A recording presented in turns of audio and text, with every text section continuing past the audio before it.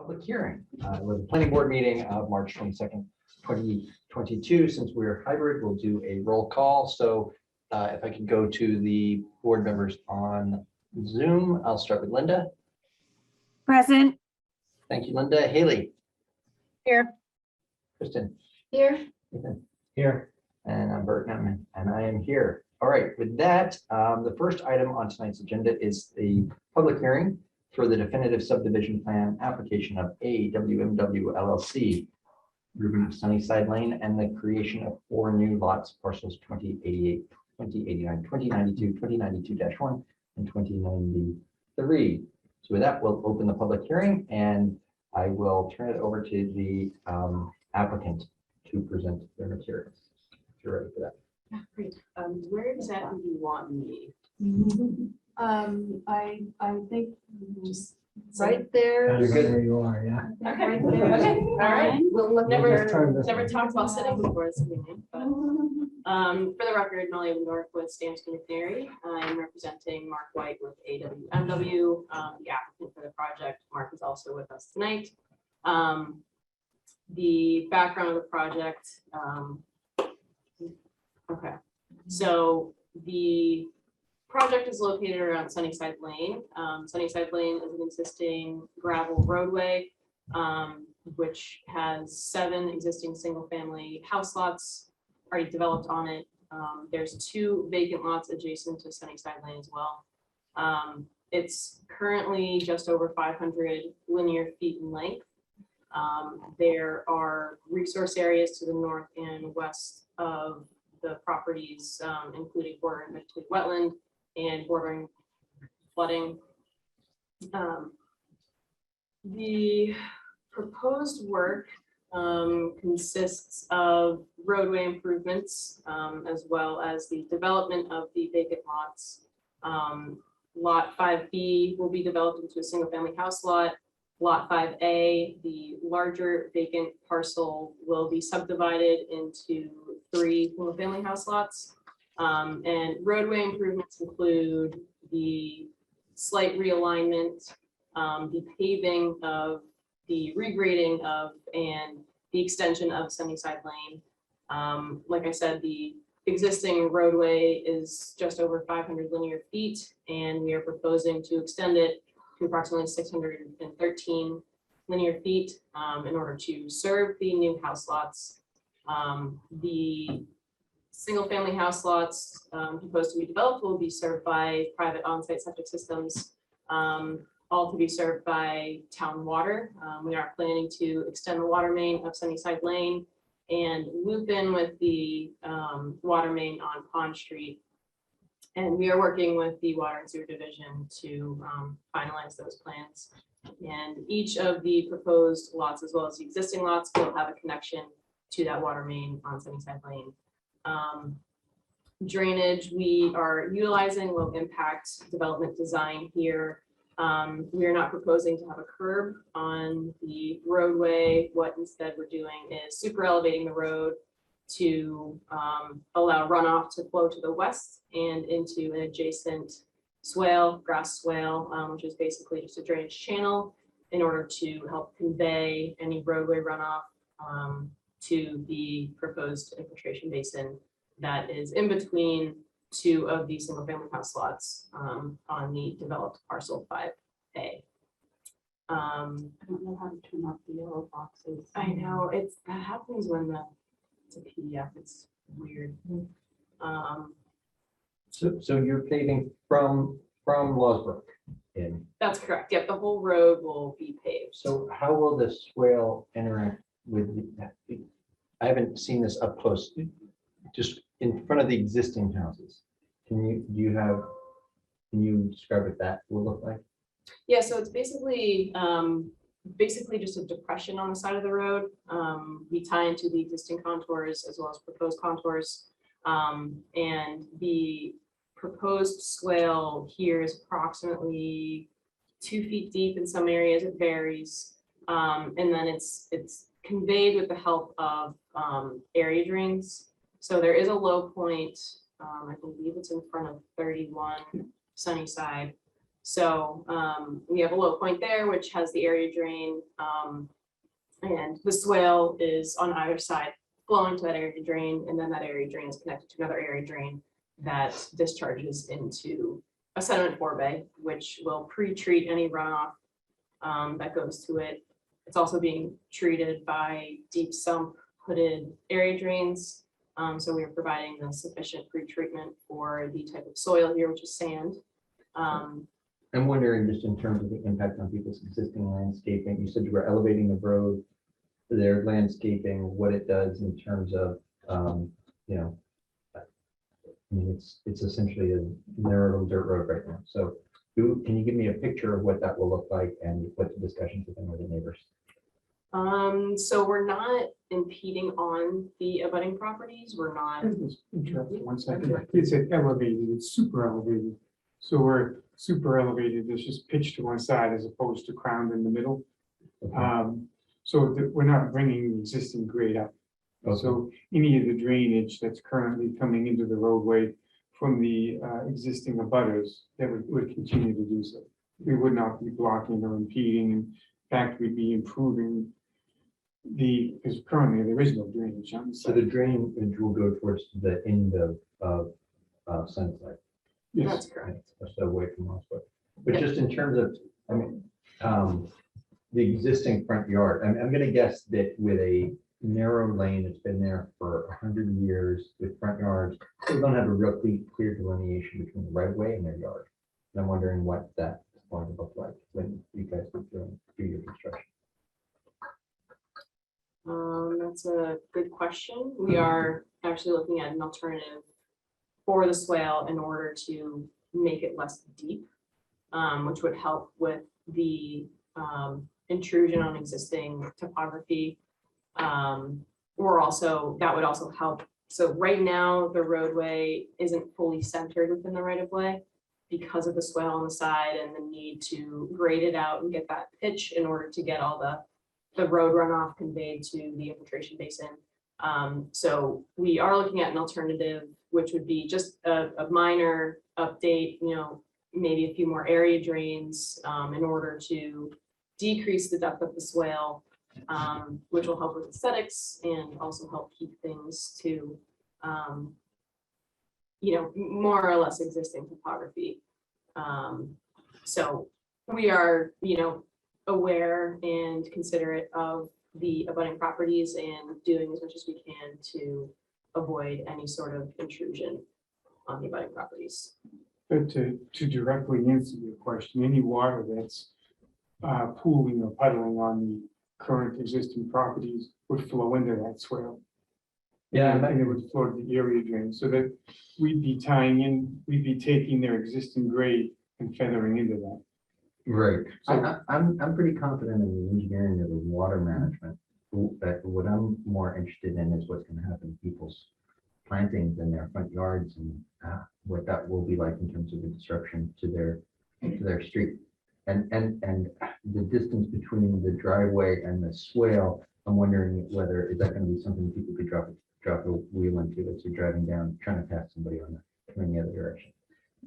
That's one of the modifications we're looking at, where we're not going to make a swale as deep. But with the LID development, I mean, having a swale like that, you'd have to drive off the road pretty convincingly to get into the bottom of that swale. Could it be done? Yeah, it could be. We are also providing 2-foot shoulders on either side. So we're proposing an 18-foot wide pavement width with 2-foot shoulders on either side. So that helps with that. Also around the driveways, there's also that 2-foot shoulder. So in addition to the 12-foot driveway width that we're proposing, as well as whatever the existing driveway widths are, we are providing a buffer before it drops into the swale.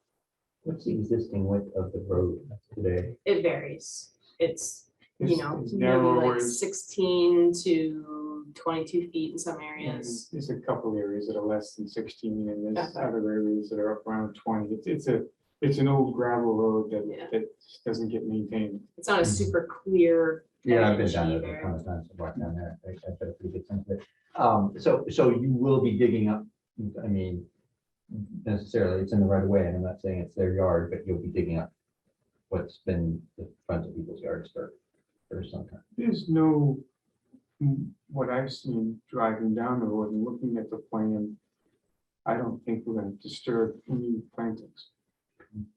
Okay. Any plantings that are in the right of way that would need to get disturbed, we would replant. Okay. I've had probably at least 3 meetings with the residents to discuss this plan.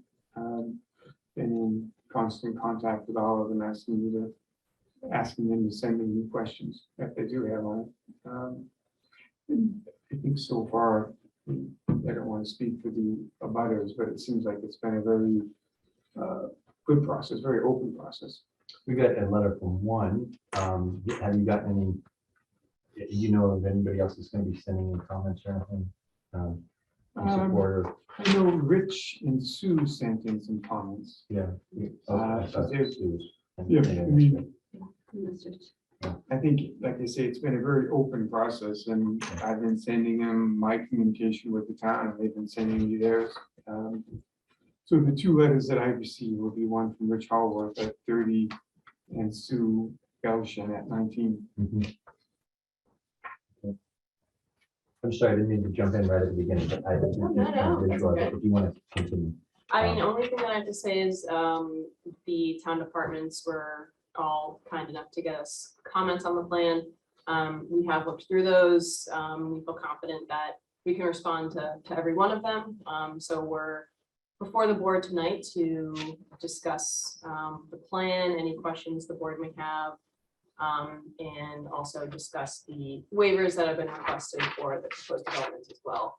I know that engineering and the sustainability director brought up a wider pavement of 22 feet. I know that both Sue and Rich were opposed to this.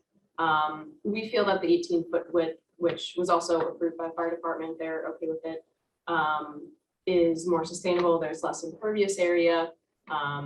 Also, I think their reasoning for the wider pavement was pedestrian safety. We feel that with the 18-foot wide, with 2-foot shoulders on the side, is actually a little safer for pedestrians and bicyclists, so they're not on the actual roadway. So those are our thoughts on that. But you know, we would like to discuss that with the board as well, and then the other waiver requests. Yeah, okay. Or anybody, Linda or Haley? Sorry, I don't mean to turn my back on you, but it's necessary from the layout. But if you guys have anything, please just take yourself off and you can holler. You guys? So I really would like to sort of get a better picture of what this would look like 22 versus 18 feet, right?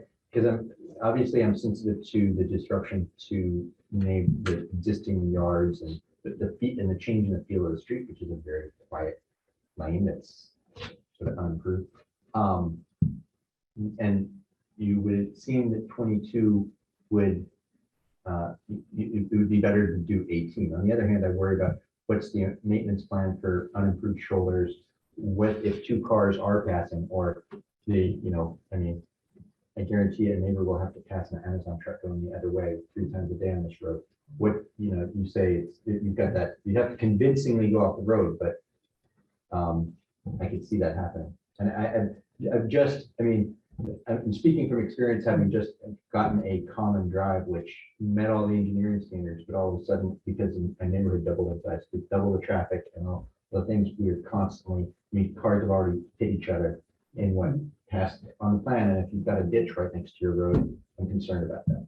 You'd have to be 4 to 5 feet off the road to get stuck in that swale. So the swale is you got a 2-foot shoulder, and then, do we just have yeah, here's a diagram. Yeah, there's a cross section there.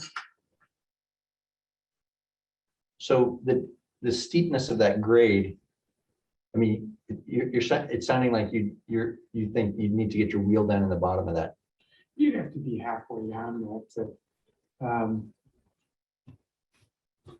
You figure at that point, you're really looking at paving that's 24 to 26 feet wide if you're out that far. Yeah, and if you think about it too, a standard parking space is 9 feet wide. Mhm. two cars can park next to each other, both open their doors. It's, the passing is I think 18 feet is enough for cars to pass safely on this road. What do you think the road is where you are? Do you know what it is? It's probably 22 feet, isn't it? That drive? The main entrance Yeah. drive. It might be 22, I can look it up.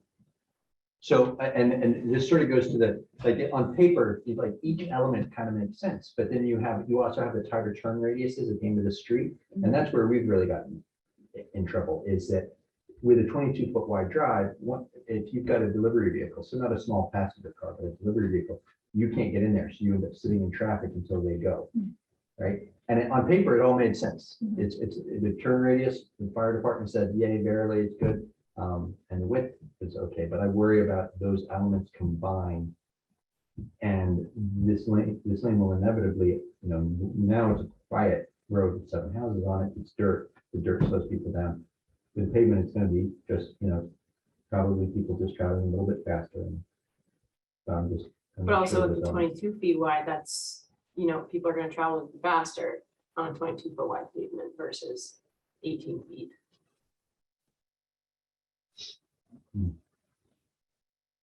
I don't know, does anybody else have a strong view on 18 versus 22? We've heard from at least Sue that says 18 is better.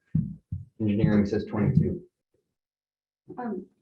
So Molly, I was hoping with this cross section, is there a reason instead of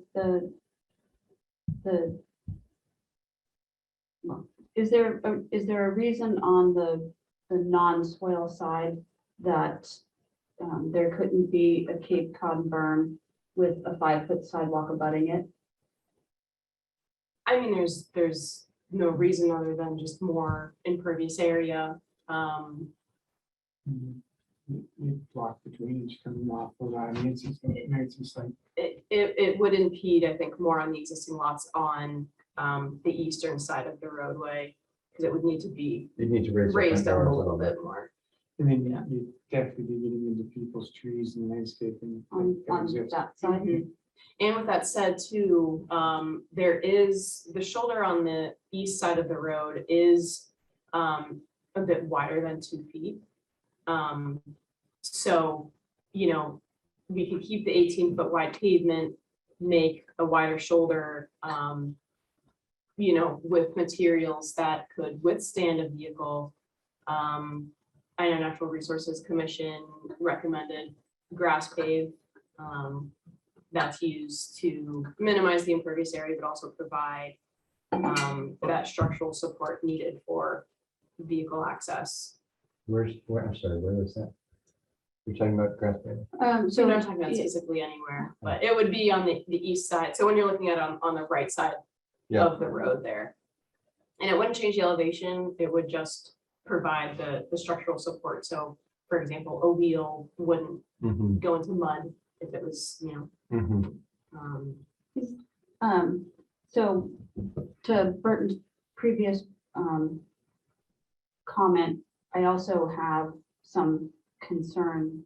I understand Natural Resources Director talked about possibly having pervious pavers, for the shoulders.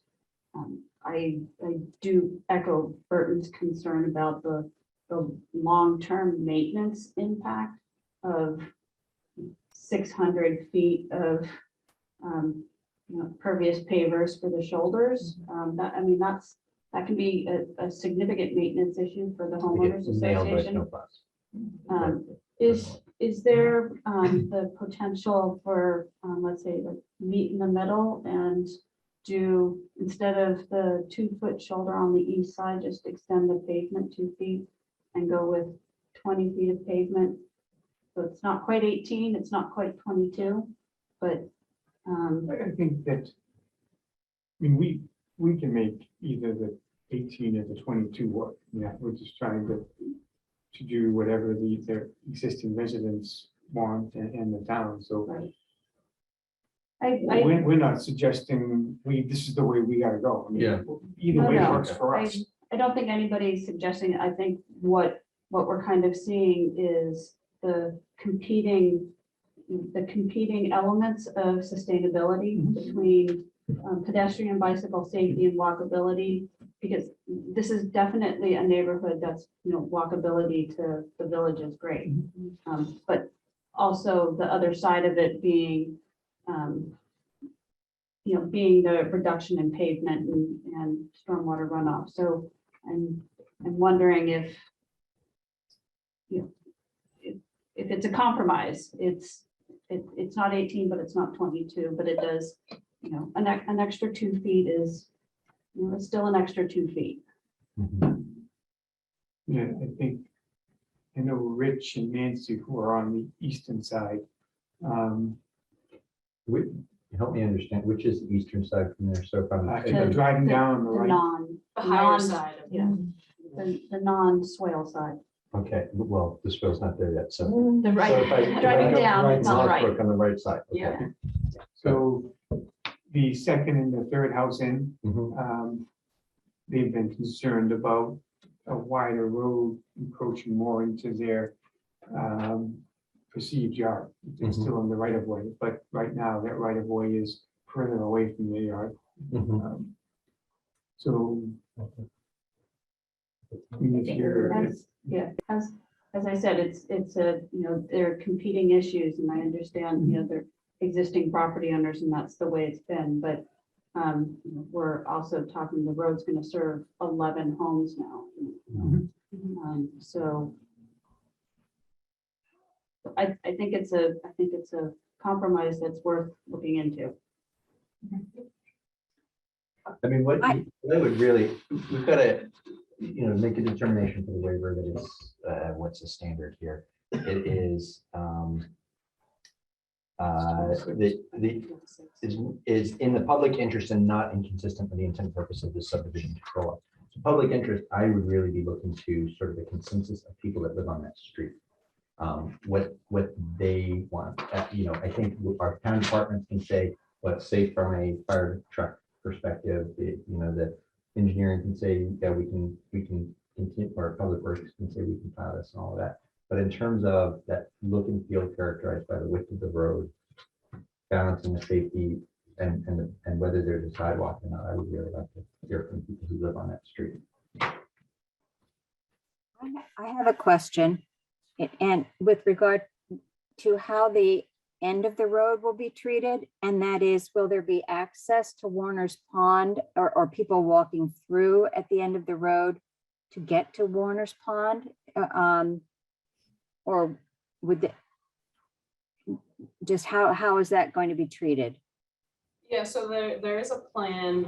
I know there's some existing pathways over there in the buffer zone on the unnamed way that go out to Warner's Pond, and we do intend to connect into those existing pathways at the end of the road. So we would be providing access to those existing walkways, and that access will not be impeded. So those walkways are on whose property? right now, it's the one at the end of Pond is really on Pond, is on Pond Street property, so it's the town's, and then the one in the middle of the unnamed way is on property that I own, which it's not buildable, it's in the floodplain, it's just, but it's an existing path that I planned on either deeding that property to somebody, but maintaining an easement along that pathway. So it would be part of one of the house lots. Correct. Oh, somebody's taken over our That's street. Nancy. That'd be a good person to ask because she hasn't waited. It's Nancy Sokolov from. Can I ask a dumb question? Why does the road have to be paved at all? I understand it's not paved right now. Why do we have to pave it? The subdivision rules and regulations require it to be paved if it serves more than 5 house lots. Okay. And I mean, the board can, discuss a waiver to that, but for a road that serves 11 house lots for it not to be paved. The other factor in the whole discussion that will have to be addressed, not by this board, but before this board makes a decision, is how Public Works Commission, they will need to make a determination regarding the snow and ice policy and whether the town will continue to So this to will, plow this road. so this will remain a private roadway. Correct. Okay. But it was a private way that the town was maintaining, just, No, not maintaining. or the town was plowing. Snow and ice. And does the town do that with all private ways? No, there's Just that a, list. there's a list from 1964. Okay. You want to be on that list. I guess so. Okay, so that has to be decided by The Public Works Commission. Yeah, so we will meet with them about that. So, but the reason that determination has to be made is it will factor into the board's decision, and should the board move forward with approval, the conditions of approval and the requirements on the homeowners association. And it'll specifically become part of the decision. So, the Public Works Commission will need to make their determination before the board issues their decision. Mhm. But I think you're going in this month, that's month. 13. We're trying to get in there, but we, will be bringing up the plowing at, Yeah, I think we're doing it at that meeting. it's but 13, yeah. Mhm. So there's an existing HOA that's, No, Well, there is, it's not that formal, it's not really that, it's not that well enforced. The residents have asked me to redo it, and I've got a preliminary HOA that I've sent out to all the residents looking for comments that we've already drafted. That would take over from the existing one. and that would have a more formal structure for things like long-term maintenance of the road and the drainage. Exactly, it discusses the maintenance of the road, repairing of the road, the maintenance of the drainage. So everything is covered under that. And this drainage system, and I apologize, I'm a little unprepared. The drainage system, it's all passive. There's no mechanical systems. And, right, No, I was just, there's one resident that's, the second resident, and this is Sokolov. 24 Sunnyside, I don't know if you wanted to weigh in and get her opinion, and not to put you on the spot, I'm sorry, Nancy. no, when we get to public comment. What do you ask? We will call on you in just a bit, Nancy, if you have something that you want to contribute. But thank you. Okay, I have a question. yes. I think I saw that you were talking about tree plantings and the right of way and things like that, but are trees being removed along the right of way to pave? Not to pave, but to accommodate the low impact development design with the swale. So the grading will be modified, so there will be trees removed. And is that on one of them? I definitely saw all the trees marked on one, but does it show which trees are being removed on one of the pages? It does not mark which ones will be removed, but I can definitely. Everything along the right of way on either side, at least, and then the building lots. At least on the swale side, I believe there will be tree removal. I don't think as much tree removal. I don't know that there are any trees actually on the right side that will be affected. I mean, because there's two big ones right when you turn onto the road.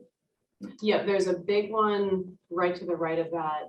And we are actually requesting a waiver. So under the bylaw, you're required to have a 30-foot radii at the intersection. We're requesting a waiver for 20 feet in order to save that tree.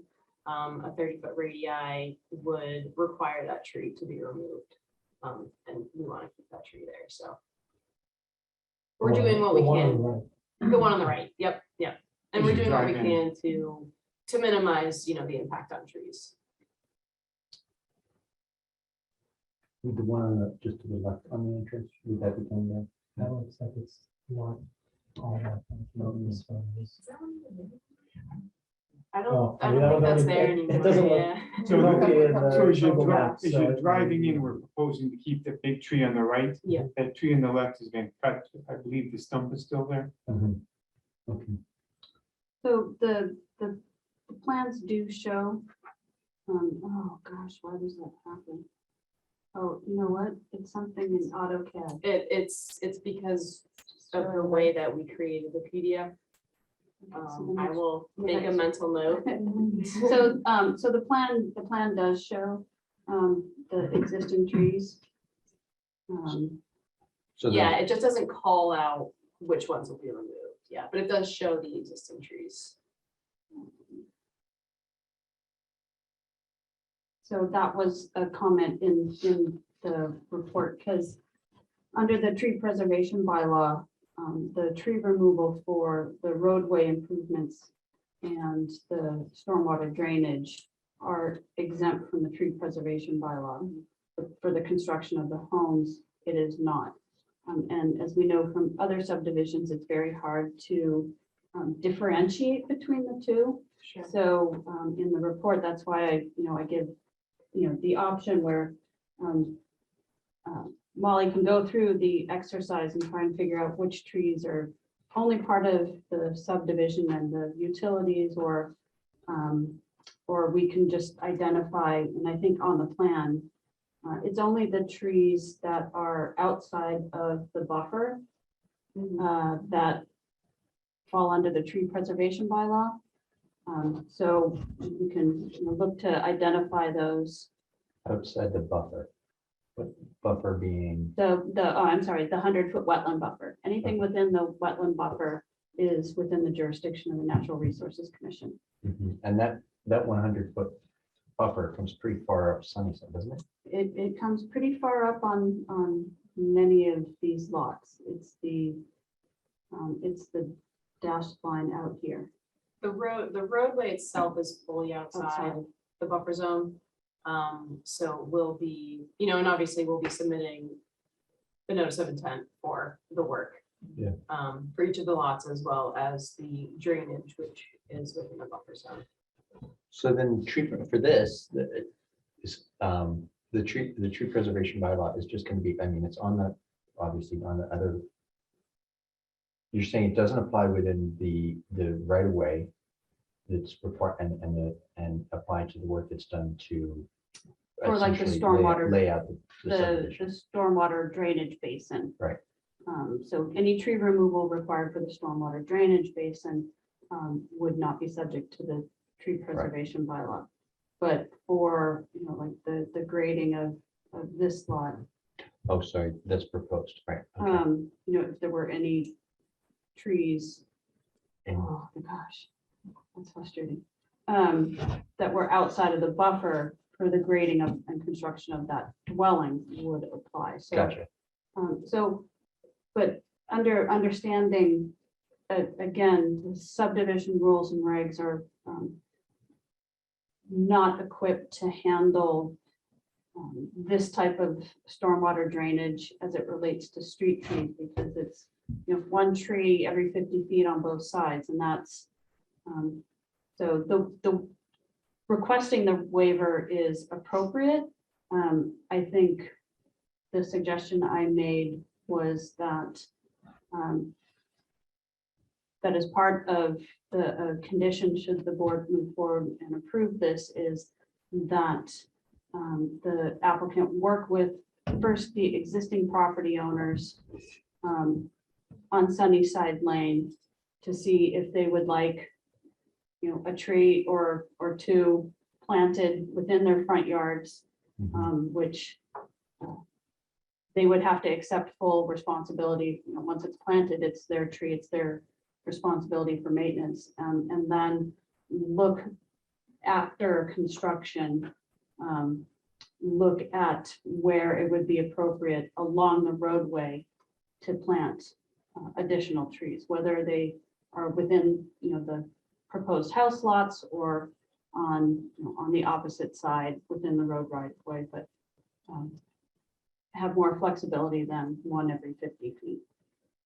Mhm. Can you plant like swamp maples in the swale? Probably not.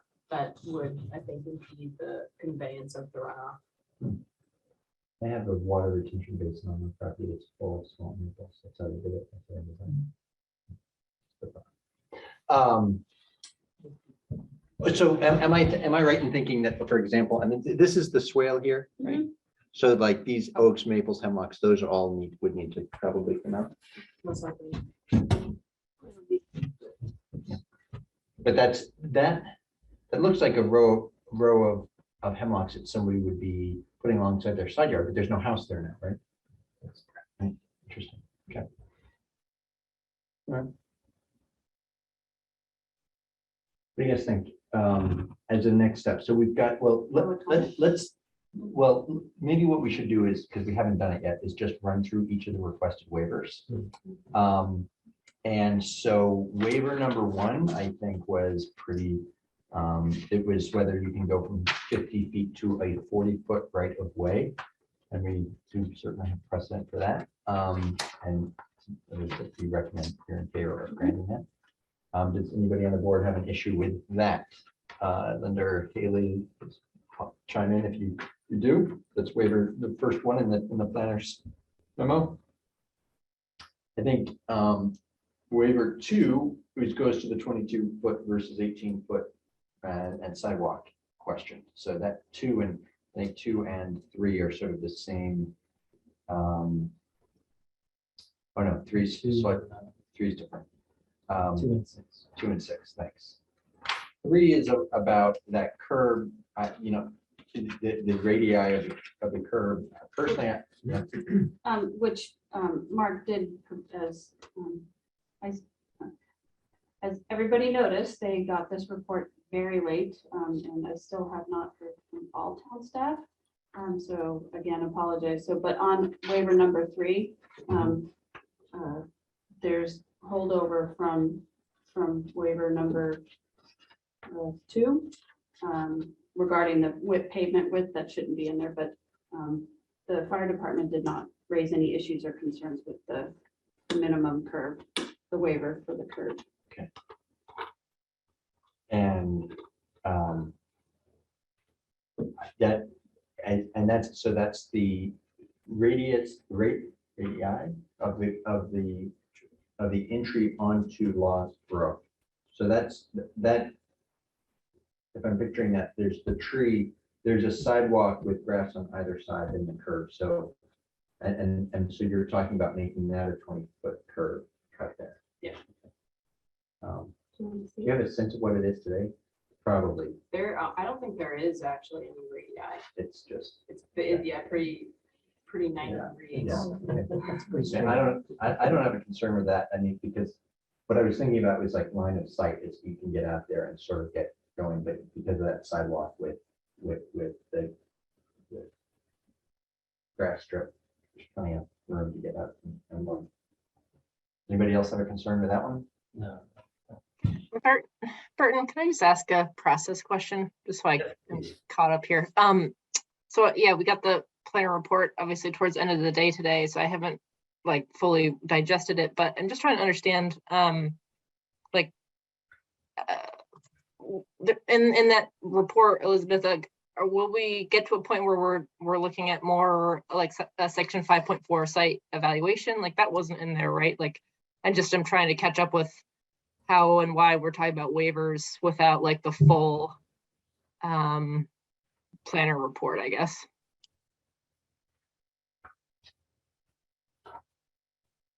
I didn't see 5.4 site evaluation, like your review of that, but maybe I just looked at it too quickly right now. What are you, can you elucidate on that slightly? Haley? Yes. So yeah, under section 5.4, a site evaluation is for a subdivision that creates frontage for more than 6 lots. okay, so This it is- doesn't apply. So this is only creating frontage for 4. I see. Okay. All right. Sorry. I just was looking at a past report and trying to follow why this seemed pretty short. Because the report you were probably looking at was for 16 to 18 lots. Got it. or Okay, less. so we don't do any of that, like 542 impact on groundwater quality and blah, blah, blah, like none of that stuff. Got it. Okay, all right, thank you. Sorry. No, no worries. Question. Okay. So 20-foot turn radii. This is a plural. That's a plural. Radii, yeah. Okay, we seem to be on board with that. Then 4 is the T intersection versus, or the T turnaround versus a cul-de-sac. So I guess the street design calls for, the subdivision design calls for a cul-de-sac, but we're talking about a modified T turnaround. Are you saying that's what you're experiencing with your property now with the T turnaround? No, we don't have a T turnaround Oh, definition. No, we have just the coming off the main street. This, it's proven to be, we're actually having it wide.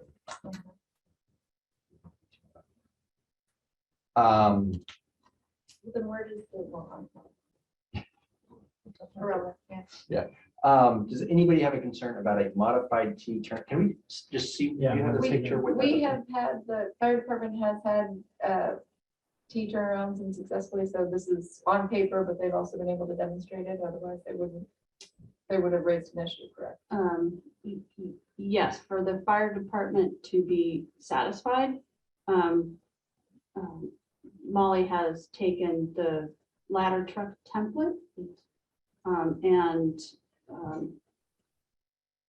I'm imagining a giant cardboard. That's how I used to do it. and in AutoCAD has shown the proper. And I guess that's what Movement. I'm wondering, so have they actually done this somewhere in town before? We might not. Oh, know. we do that over on, isn't that a modified T turnaround? T turnaround, so McCollar On Lane, McCall. but no, there are other existing roads that have turnarounds. And the other, the other issue, and I think it's in the report, does go to the, the impact as far as the, the wetland resources, and then at this end, the 100-year floodplain, and which is also the reason why the proposal is not to loop the road down the unnamed street over to Pond Street, is because of the floodplain and the wetland resources. It's actual wetland there, right? I mean, in that road right away, that Pond Street connection. It's not wetland, it's it's floodplain and wetland buffer Okay, In the unnamed way. in the unnamed way. Yep. the unnamed way being that little connector between Yeah. Yeah. Mhm. unnamed way. So this line right here is the 100-year floodplain. Yeah, And then this would be the edge of the 100-foot buffer. oh, okay. All right. So, and the net of having a T turnaround is what, less pavement area than a. Yep. Less grading, less Really pavement. Okay, does anybody have a concern about the T turnaround? No. Okay, so curbing, so calls for modified Cape Cod berm. Should be part of all new streets. You're proposing no Cape Cod berm at the request of the town to allow for the drainage off the right-hand yards across the road without changing the grade of the yards and into the swale.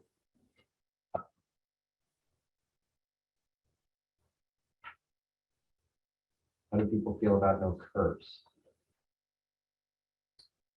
Can I hear more about, I saw an engineering request for curbs. What's the principle behind that? Behind curbing. Wanting, curbing. So currently in the subdivision rules and regs, the requirement for curbing is for structured drainage, Okay.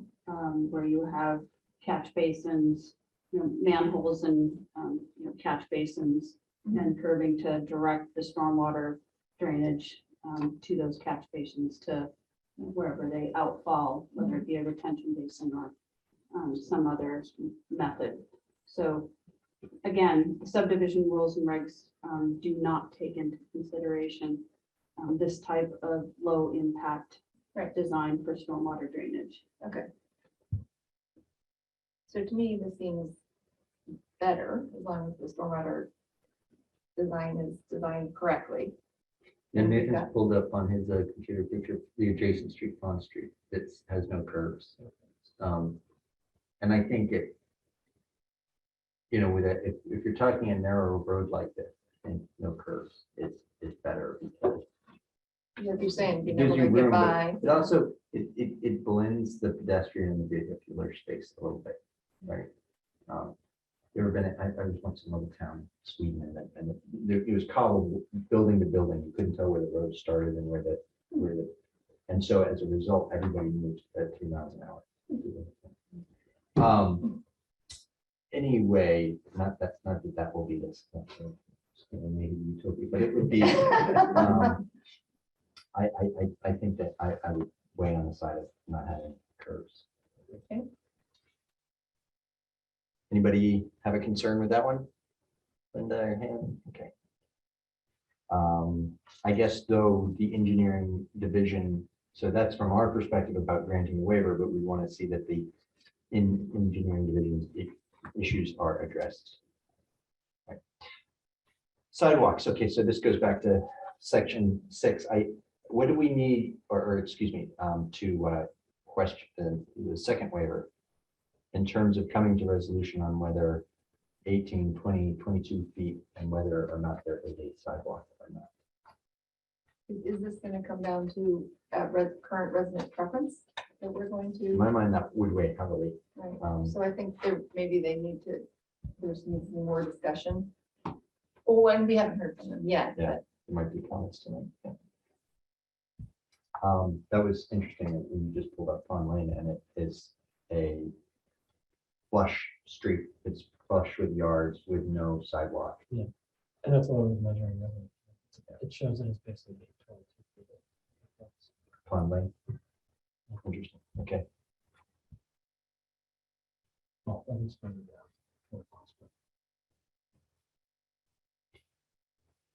Did we have in the materials, did we have a schematic design? Is that the right terminology as opposed to the engineering plan to see what this would look like? What do you call it? So it's sort of like the rendering or with the rendering. housing, with the actual homes. Well, like an architectural, I mean, like a landscape architectural plan. It would show this layout of the road, the swale. No. I'm just trying to get an idea of which is the least disruptive and which is the end result will blend the most with the current look and feel of the street.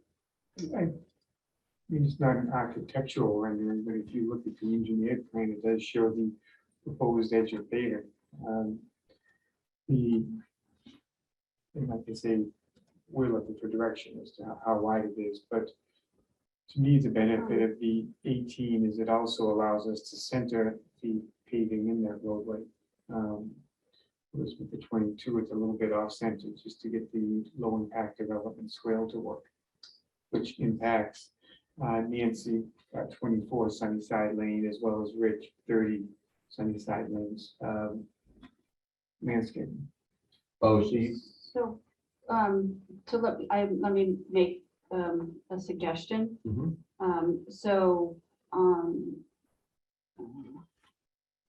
I brought my mouse.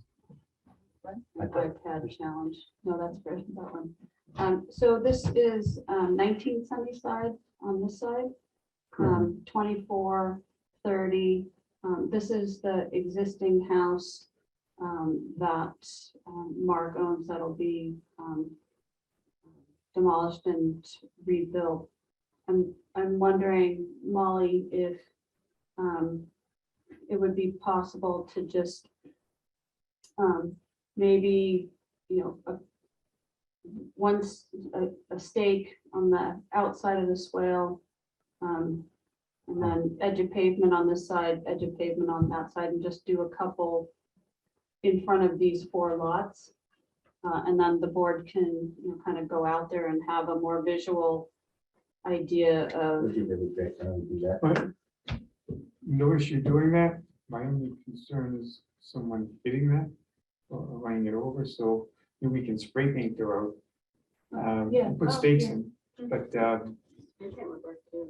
you're being in the business. I know how often our stakes get run over, so. Yeah. um, So edge of pavement and extent of swale. I think so. Yeah, just, in the location of these 4 lots. Yeah, spray paint's fine. I mean, that gives you just as much of a visual. We'll do both. Well, no, I mean, I agree. Spray paint's fine. That gives you the on the ground visual of, edge of pavement and, where the edge of the swale would be. And then you can kind of visualize going up and down the street. Do we have an idea about how wide Pond Street is? It's about 22 feet wide, closer to the line. Google Earth measurements. Is, I mean, more traffic on Pond Street and but There's more traffic on Pond Street because it connects to Warner Street.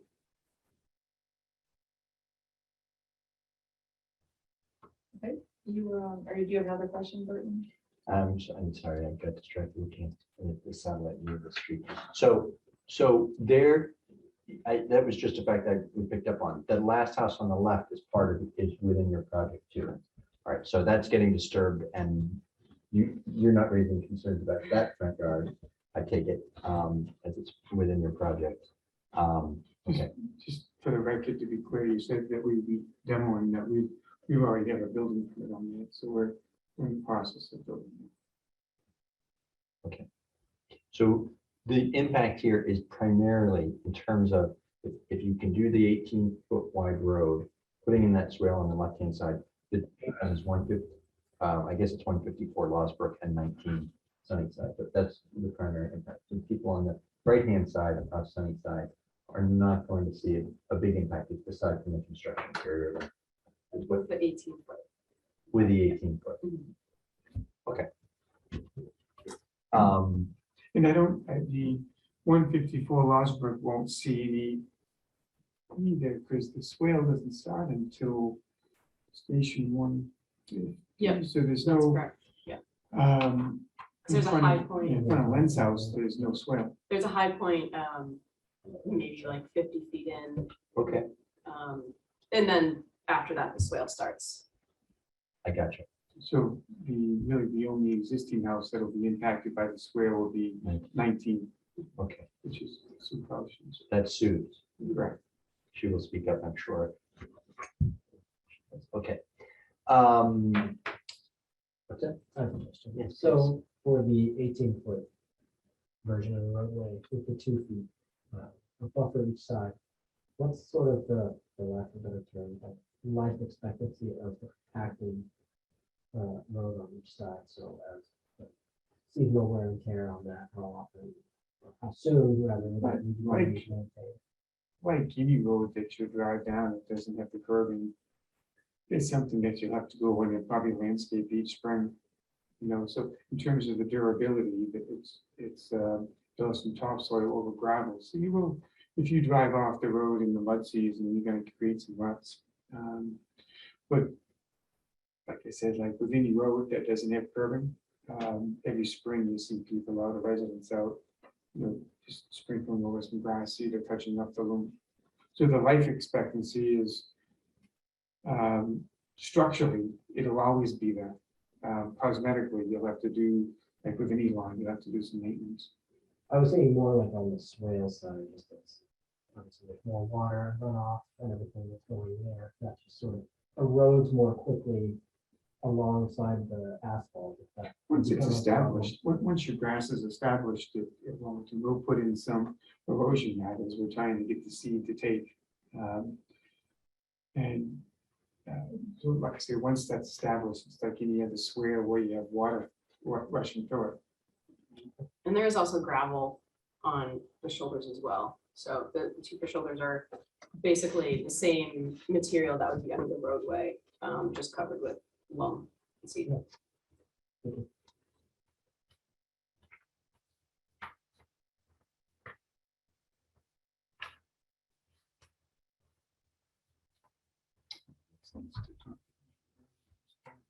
So just so we know what we're weighing this against, right? A lot of these waivers are driven by the low impact design element, having that swale, right? That swale takes up, what, about 8 feet or so. So having the traditional street here would be curbs on either side. There'd be a drainage system. There'd be some sort of requirement for that, how that drainage gets infiltrated or dealt with. But that's what it would look like. And so you could have a wider road, but you can't do it with the. Low impact development. Correct. Right, and we want the low impact development and the less pervious. It's just, it's an inconvenience to the residents. I think that's the drawback that we're weighing. Well, I think I mean, I think at the end of the day, the look and feel of the street will be, according to the subdivision bylaws, if we went by the letter, it would be a sort of a traditional subdivision street, right? Probably, but they wouldn't be going for all these waivers, right? And whereas under this design, it will probably continue to look more like a quiet village lane. Right. But you have a wider road, you don't have issues with maintenance of swale. You might have room for sidewalk if you want it. I'm just throwing it out there, just frame it. What we're weighing. Because you could do that, and it would appear if you can do all this, you could otherwise meet all the requirements except for the 50-foot wide right away. So to Burton's point, originally, as far as the granting of the waivers, and it's in the determination in the public interest and not inconsistent with the intent and purpose of subdivision control law. So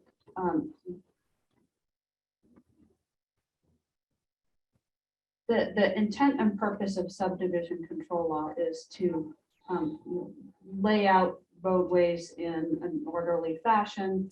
And if a road is built to the subdivision standards, it is usually with the understanding that that road will then go to town meeting for a request that it be accepted as a public way. So that's, this is a private road. The applicant is not constructing this road to these standards with the intent that this then become an accepted public way. Instead, has worked with the existing property owners to come up with a design that takes into consideration the sustainability elements of the community that aren't expressed in the subdivision rules and regs yet.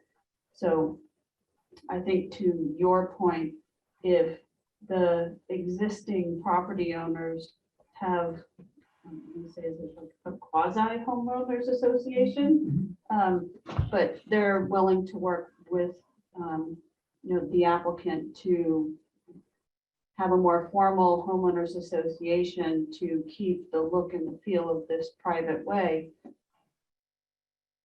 and implement these sustainability measures as far as drainage. I think I would agree that that is something that the board can take into consideration. The width of the road in relationship to the sidewalk waiver,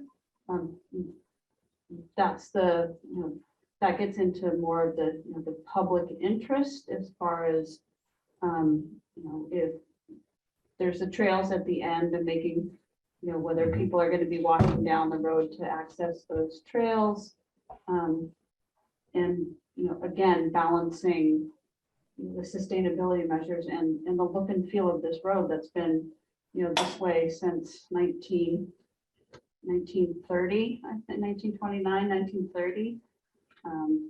So I don't know if it's feasible, to basically, have Mark go back, to each one of the property owners.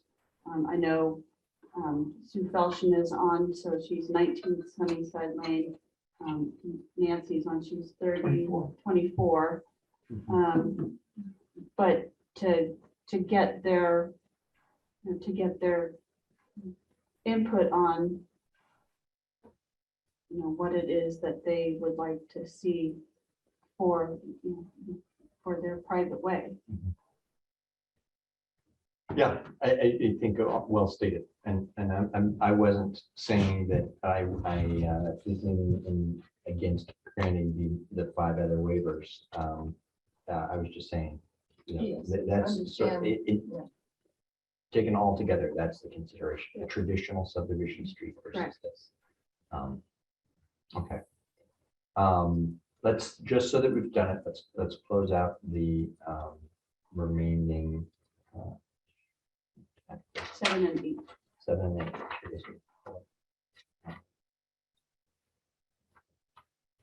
Seven is the requested waiver regarding street trees. Street trees, right? And so, question, will the town plant trees on private ways, or is that just on? No. public ways? The Okay. the town will not plant trees on private ways.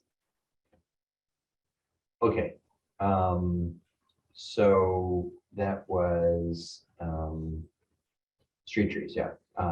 So you said you agree with the requested waiver, but recommend that the applicant be required to offer the existing property owners the option of having a street tree planted.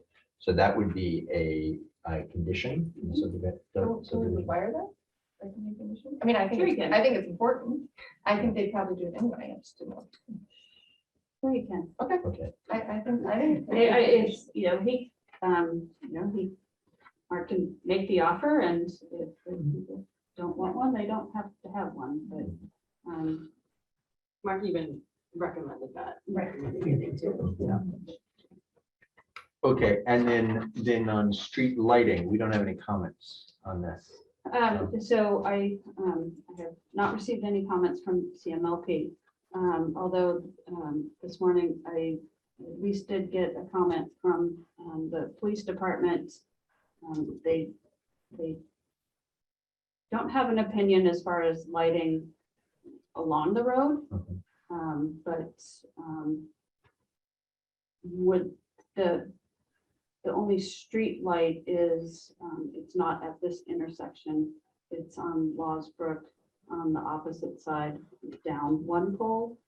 So whether a street light at where the roadway comes out, to be able to assess that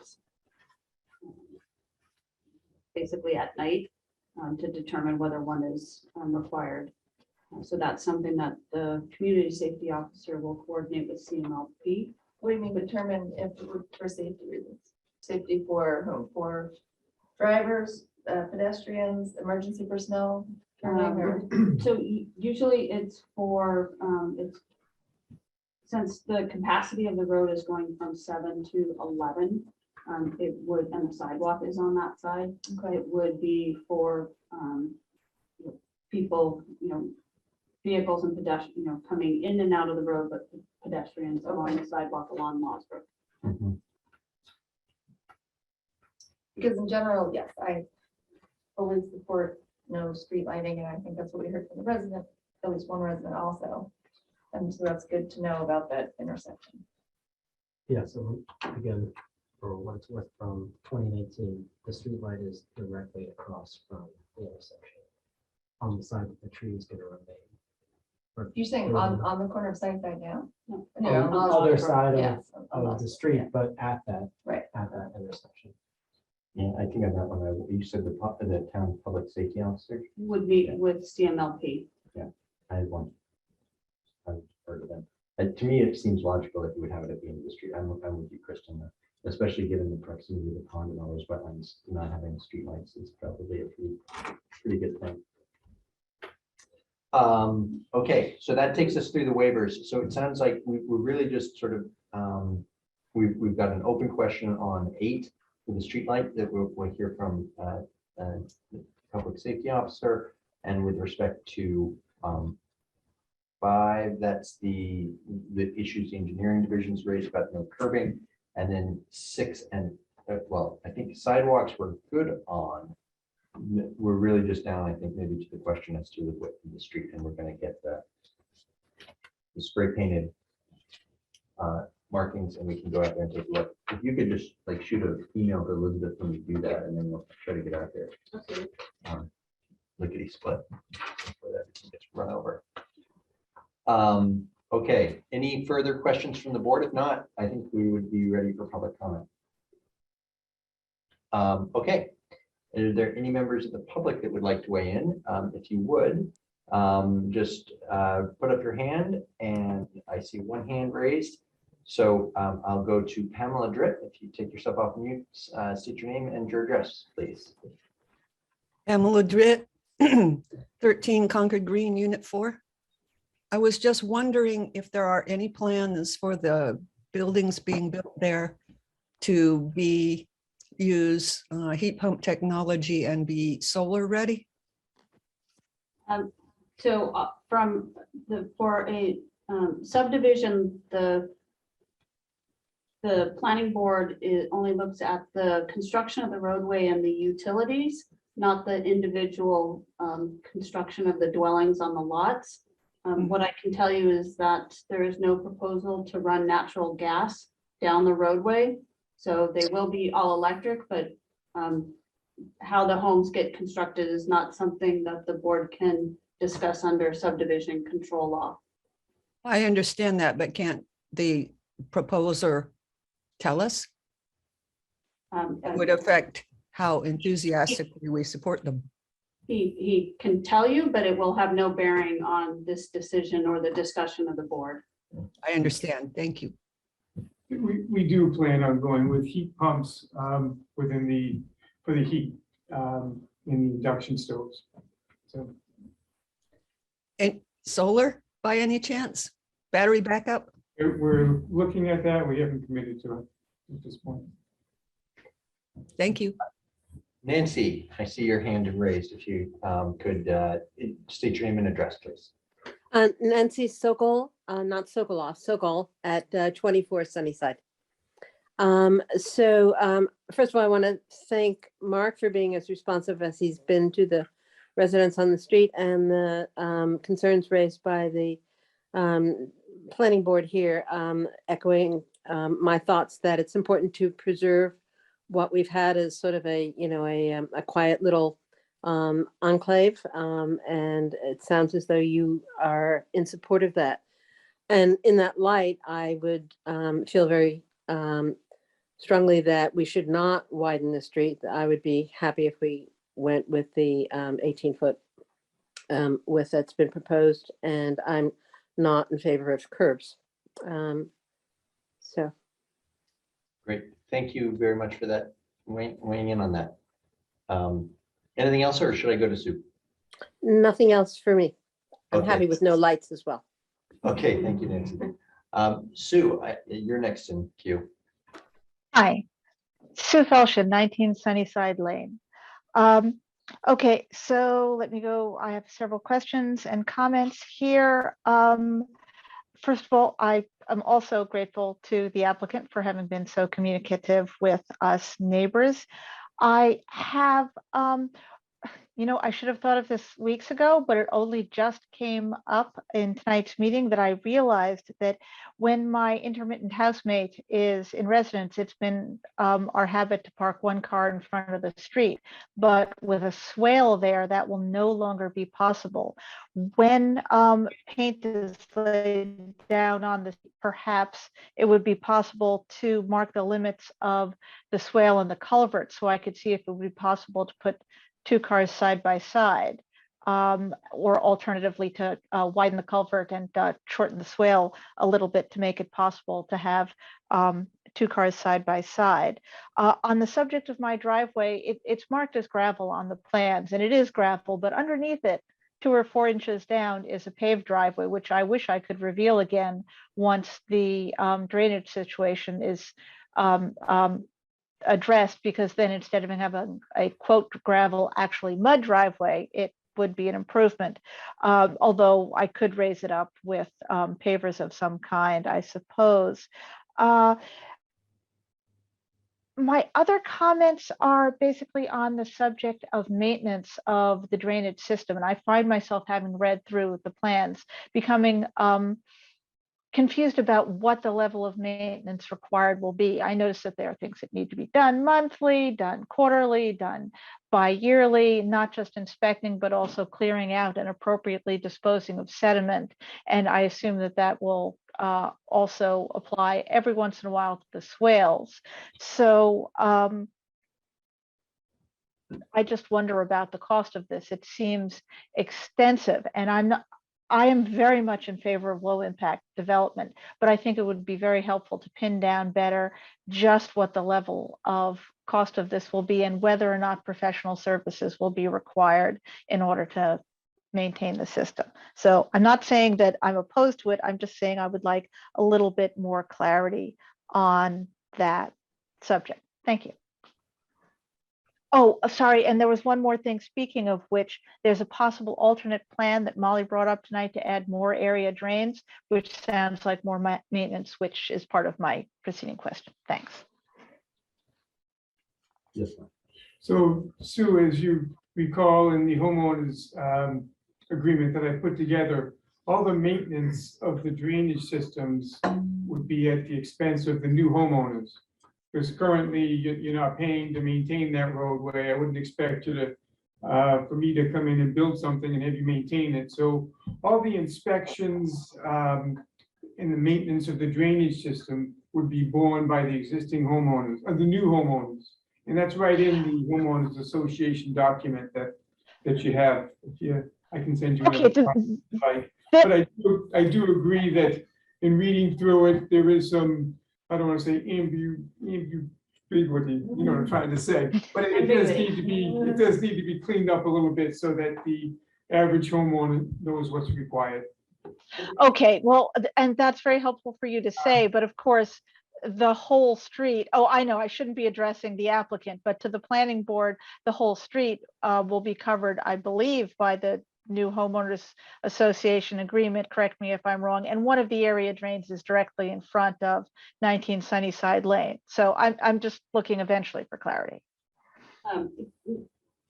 So for correction, as far as the stormwater maintenance, there is no requirement or ability for the planning board to require existing property owners to become part of the homeowners association for a project that the applicant is proposing. This would be no different than McCollar Lane and the 5th lot. So the existing property owners have, they have a road, they have, whatever, agreements that you have. And if the project proponent wants to upgrade the road, upgrade the utilities, upgrade the stormwater drainage system, then that cost for that maintenance is solely borne by that applicant. If in this instance that the existing homeowners have some type of agreement for a certain level of maintenance and they wish to be part of this more formal homeowners association for that current level of maintenance that you're currently part of, then that's something that you can do, or your existing agreement would cover those existing lots, and the new homeowner association would cover the new improvements. So Right. But I was wondering what happens to new improvements that require maintenance that are installed on existing properties. So I guess this sounds like something we need to take up with the applicant. So the stormwater drainage and the utilities are not being installed on existing properties. They're being installed within the road right of way. So that applicant who is proposing to install those new, drainage and utilities is required to maintain those for the new additional building lots. Right, but if I understand correctly, since it's a private way, each property owner is responsible for the property up to the center line of the right of way of their own lot. You're not responsible for that. That's a matter of ownership and law that you own to the center line of the road, but there is an established private right of way that anybody who have rights within that way has the rights to ingress, egress, to improve it, install utilities, and to improve the way. So everybody has those rights regardless of whether you own to the center line of the property or not.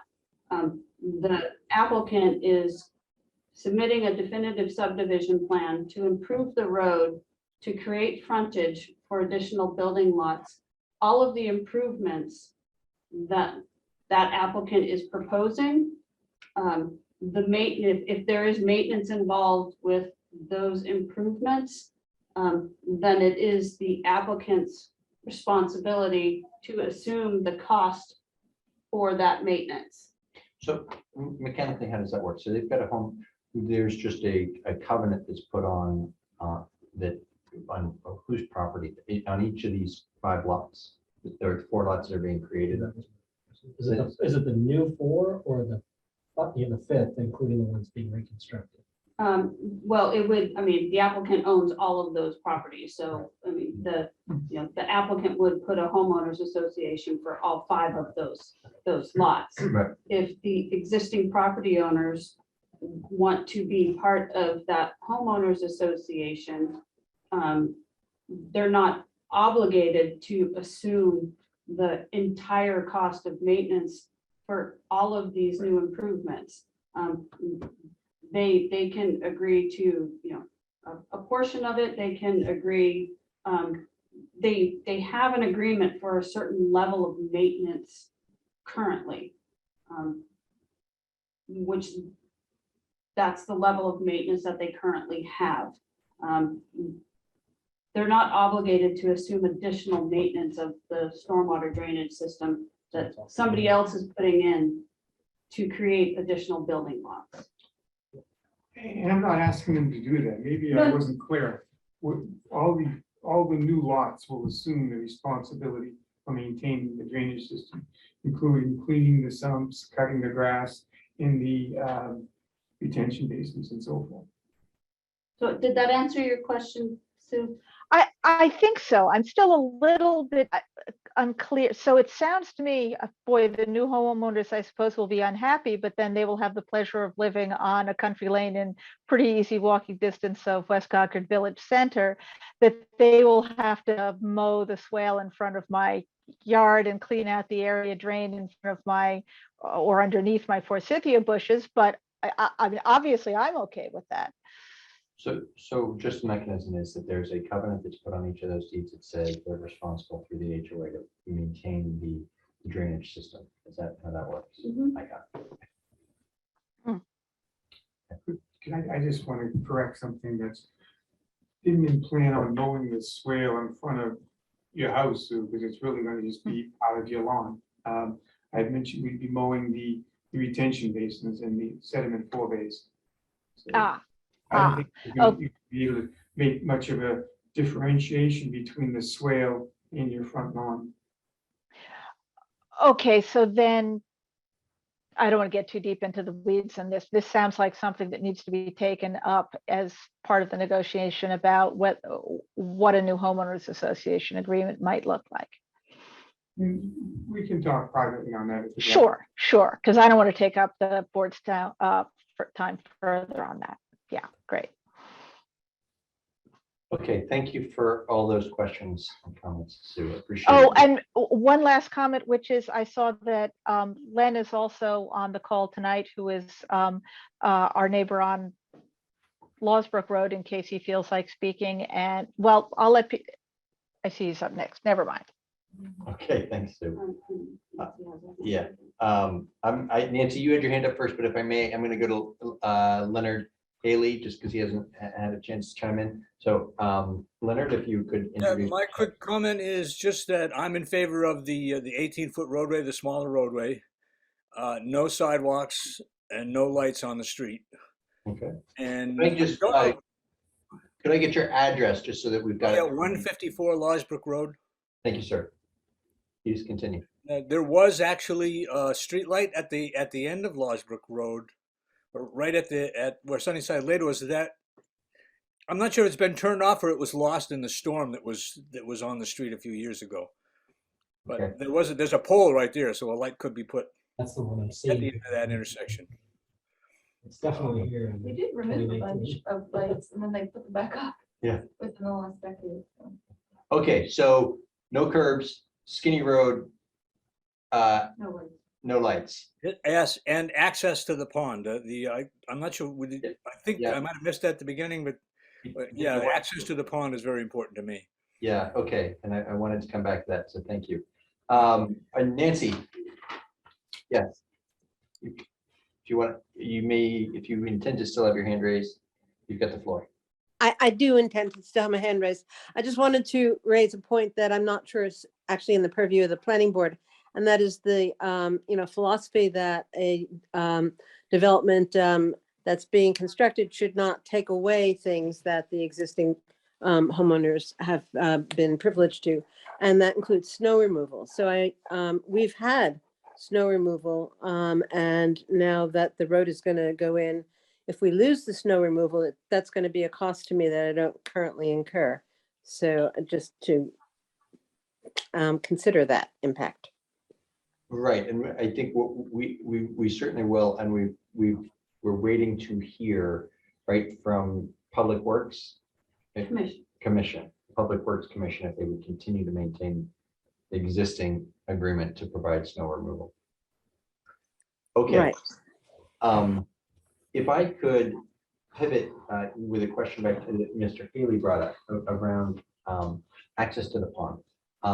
So with respect to what is permissible under the subdivision control law and rules and regs, we were talking about I forget what the prior requirement was, Kristen, that you were talking about. We were saying would make a condition of approval.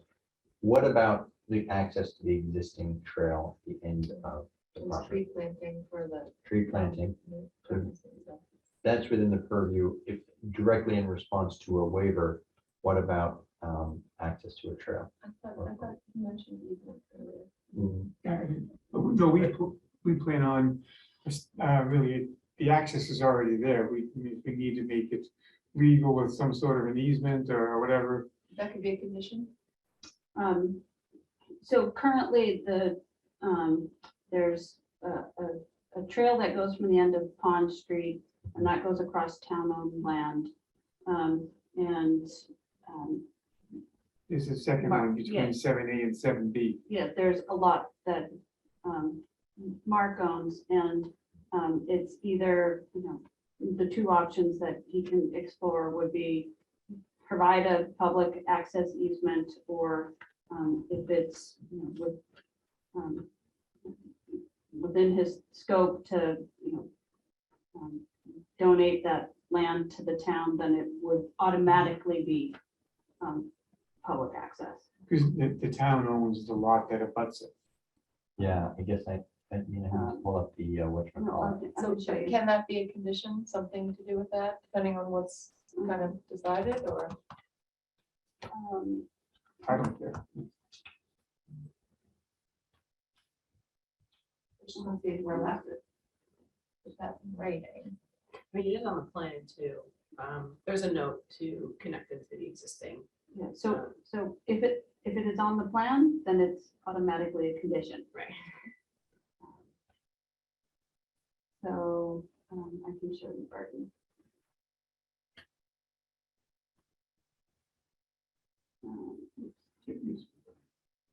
So right down that lot line between, if you followed the U and the unnamed, that lot line, right where the yellow is, just to the right of that, there's an existing path, probably 5 or 6 feet wide, that goes right out to the pond.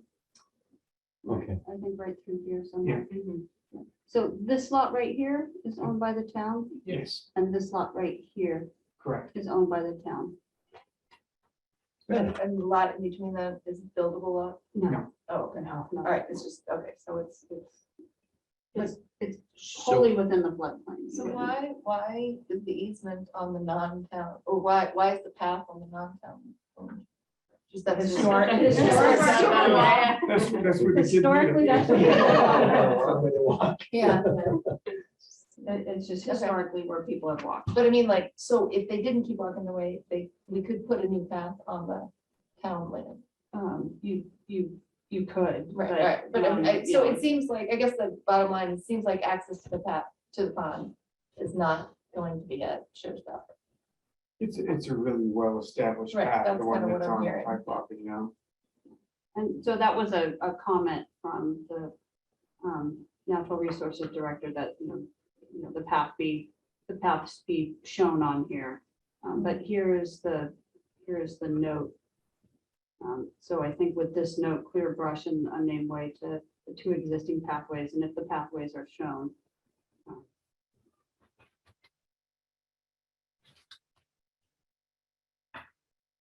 So who owns 7A? The town owns this one, right here, That's 7B, and then the town owns this one. 7, that's also 7B. Wait. Who's that one? Mark, Oh, okay. Yeah. But it's not a buildable lot. no, correct. And it looks like Sunnyside Lane actually goes all the way to the water's edge, Correct. but it's a private way. In terms of people walking all the way down Sunnyside Lane to the pond, is that what you're Right. saying? When it's a private way, can the public be excluded from it? I thought it all had to do with maintenance. It's not a conversation for tonight. It would get into a legal question because the town has rights of ingress and egress because they front on these roads. Okay. So, I got it. Okay. but given I the don't- I don't historical wanna- issues around I don't want to. public access on private roads, I'm not I gonna wasn't gonna answer say, I that was question. thinking I don't want to, I don't want to open up a can of worms. I can think of a few different things. I don't want exploding.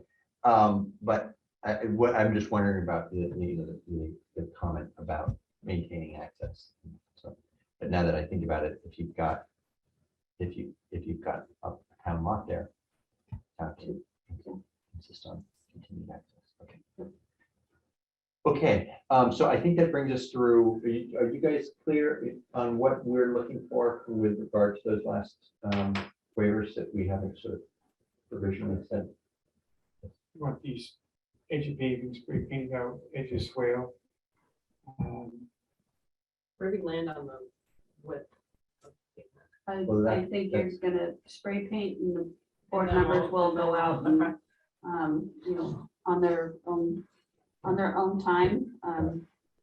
It's exceedingly difficult, especially the last 2 years, to get any type of site visit of members. So I would, Yeah, I would suggest we each just do that. For people who are curious, like I am, do that on our own time. We'll get an email to Elizabeth and you'll say, it's marked. We can go down there and take a look at it on our own time.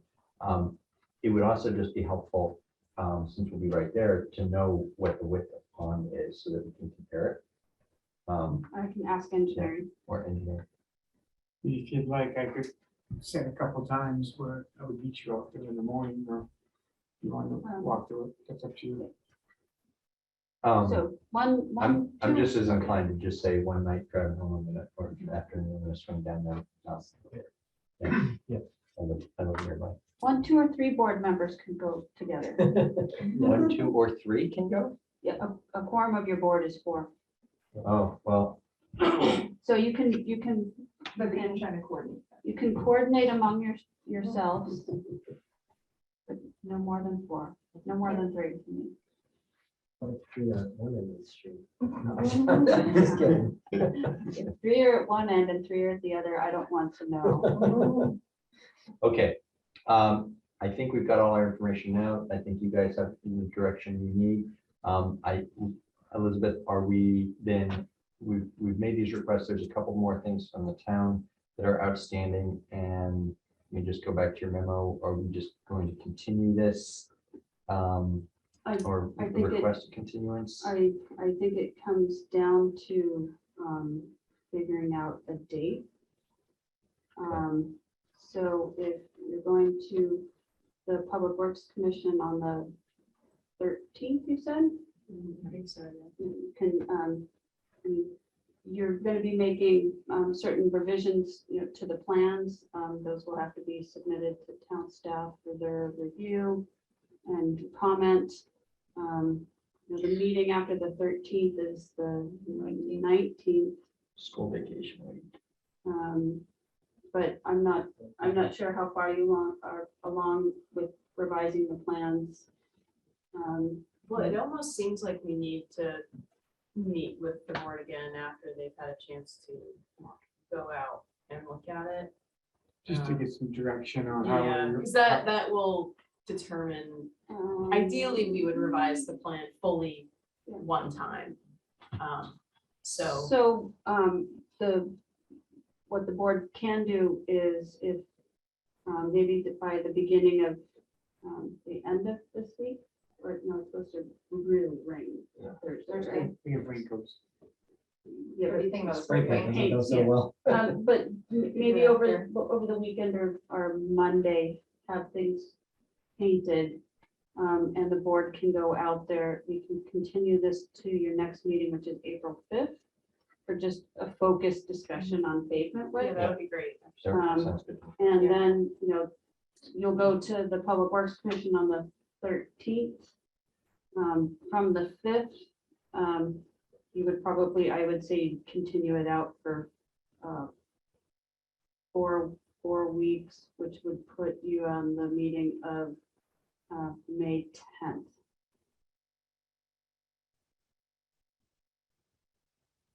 It's actually 5 weeks because of town meeting.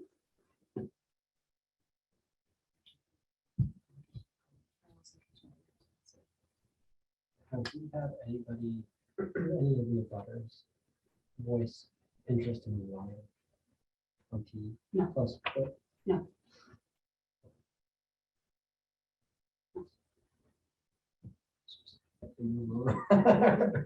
Listen, I didn't want to water driveway either, and I learned the lesson the hard way, and then we gotta repay the darn thing. Yeah, and I mean, I think it's a good point to at least consider someone. Yeah. I'm I'm the last person who wants to see more asphalt, but I also question our neighbor's targets, that's what. So I would recommend that you continue this to the 5th. Board members go out week.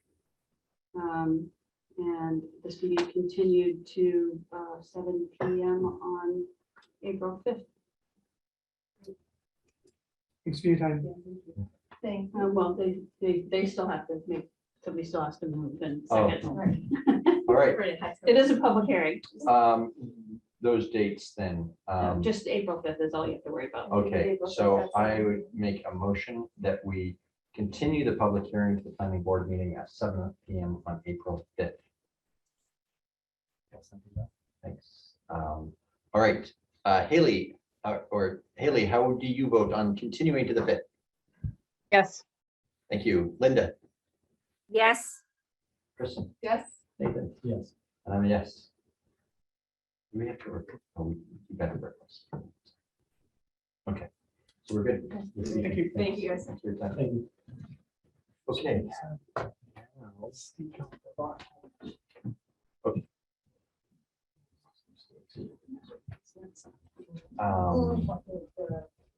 Got a bunch of stuff.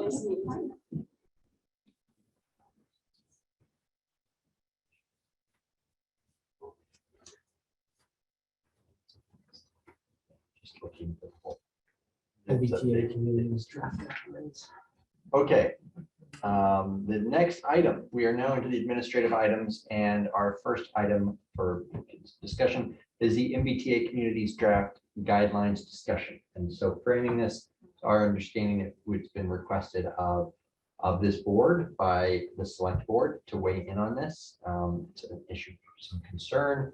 There's an MBTA Communities Act, which I think we're all familiar with. They've published draft guidelines, which I think Elizabeth, you did a pretty good takedown in expressing your views. My opinion? Your views that what was being asked was a one-size-fits-all solution that exceeded the regulatory authority that the act grant, or maybe that's not exactly the right words, but it exceeds the scope of the law in terms of coming up with new areas, new things to regulate, such as suggesting it could impact other financing mechanisms if you didn't qualify for the act. And also this, I didn't even really get the concept of it, but this something Maximum capacity? maximum capacity thing that was based upon a percentage of our overall town population, Yes, which seems like it would result in some sort of perverse thing in that total housing units. if you have one MBTA spot and a whole bunch of housing units existing in your town, then you've got to put like, got to create like an ant colony here. I mean, Yes, yeah. So that seems, so what is being asked of us is to provide a comment letter, and this would probably, and would it be just a letter from the planning board, or is this going to be a joint letter from the? I'm not sure. The selectmen will be discussing this on the 28th. Mhm. So, I mean, the board can, take, my memo and edit it as you see fit and submit it to the select board, and the end of the memo say, the planning board would support, a joint letter. And this joint is, letter. this has got to come together. The letter is due in 9 days, right? The deadline is the 31st. Yeah. Okay. So, what I'd probably recommend is that if the board wishes to submit a joint letter, then to have one of the board members review the draft letter that the select board pulls together. Okay, so I think what we need to do tonight is get a sense of the board as to our views on Elizabeth's take on the MBTA Communities Act. I think we've also been provided with the examples, the letter that came from, was it the town of Lincoln, which seemed to be sort of drawing some somewhat similar conclusions, that it was undercutting in certain respects Lincoln's own efforts that were previously heralded in this area. And Also shared with the board the email from the former chief counsel for DHCD. yes, and the email from the former, that was a couple of weeks ago, right? That we received that. So I think what we need to do tonight, general consensus of whether we have the same view or a different view on the Communities Act, whether we would then support providing, well, you're providing the memo to the select board, but signing on to a letter that would be generated, I guess, probably by town staff and the select board, and then we would be signing on as well, too. So let's start with the first piece. Does anybody take issue with Elizabeth's memo, or have other thoughts or concerns or enthusiasm for the MBTA Communities Act? Not the act. The draft guidelines. The draft guidelines, thank you. Yes, for the draft guidelines. Yes, Linda. I had a question, and that I looked at your Concord Center map, where you showed, essentially, and I had a question about the areas that are municipally owned parcels. I think on Fairhaven and Sudbury Road, the two parcels there that are near Crosby's. It's about 28 acres. Yeah.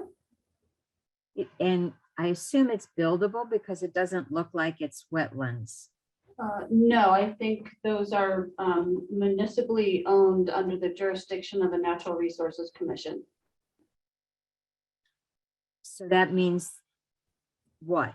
I don't know. I don't understand. Any land that's municipally owned under the jurisdiction of the Natural Resources Commission is for conservation open space purposes. It's not a buildable lot. So it has a conservation constraint on it by Well, definition. That's in by trust. ownership through the Natural Resources Commission. So it's off the table from being able to put multifamily housing. Which I can differentiate between municipally owned and Conservation land. and yes, I mean, it's not a conservation restriction, but it's town conservation land. Yeah, so I can differentiate that in the map. Okay, because it when I looked at it, it looked to me like, well, why would Concord oppose this when they have all this buildable land right there available to put multifamily housing? Okay, yeah, that would be good if you made that clear. All right.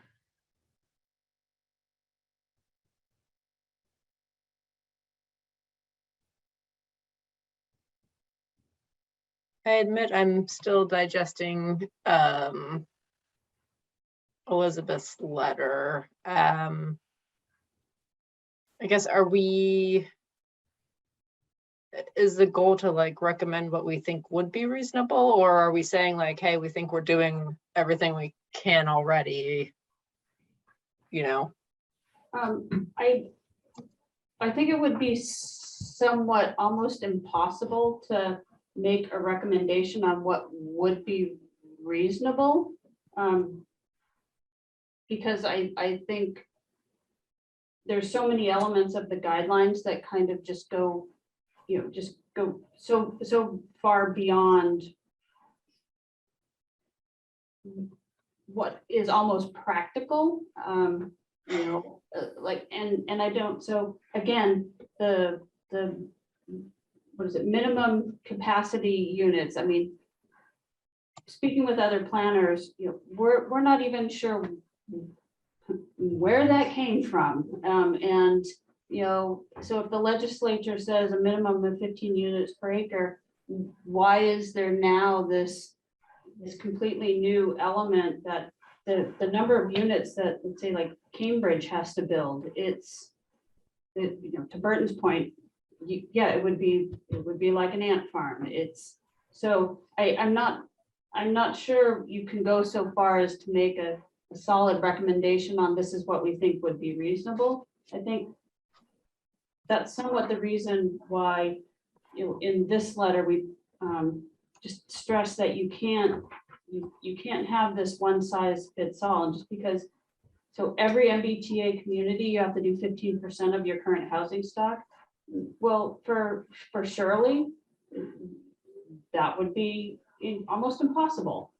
Just given, and for Concord, it's definitely impossible, just given the way the town has historically been developed with, residents see 10,000 square foot lots, multifamily on a 10,000 square foot lot, to be able to, provide, some open space, some level of, parking, your shed, your trash. I mean, so I don't think it's for the communities to say, this is what we think is reasonable. I think what this letter and other communities have done is, thrown out, these are the factors that DHCD needs to think about to come up with some type of guidance to give communities the ability to figure out what is a district of reasonable size. There has to be, some level of planning when you get into what is a district of reasonable size that meets the 15 units per acre. And for each community, it's gonna be different. Oh, yeah, I agree. I think like on the surface, like 50 acres by different towns, like that obviously doesn't make any sense. I guess where I'm at is like, if like every other town is doing this, I think, we won't, I think I'm probably supportive of it. But like at the highest level, like this legislation was considered like a landmark nationwide effort to like try to solve the housing crisis, which is obviously, we all know, insanely significant in this state especially. And so I guess my high level concern is just us rich suburbs, getting all upset about this. But again, if like everybody all the way down to like Cambridge is getting upset about this, I haven't been in the weeds enough to have been following it. Like that makes me feel a little bit better. But again, like I haven't been in the weeds on it, but just at like the highest level, my fear would be like that the rich suburbs are the ones getting upset about this. We're exacerbating the housing problem.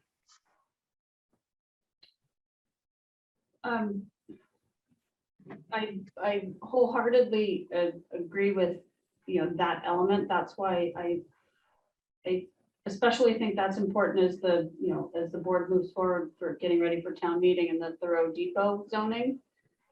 But on the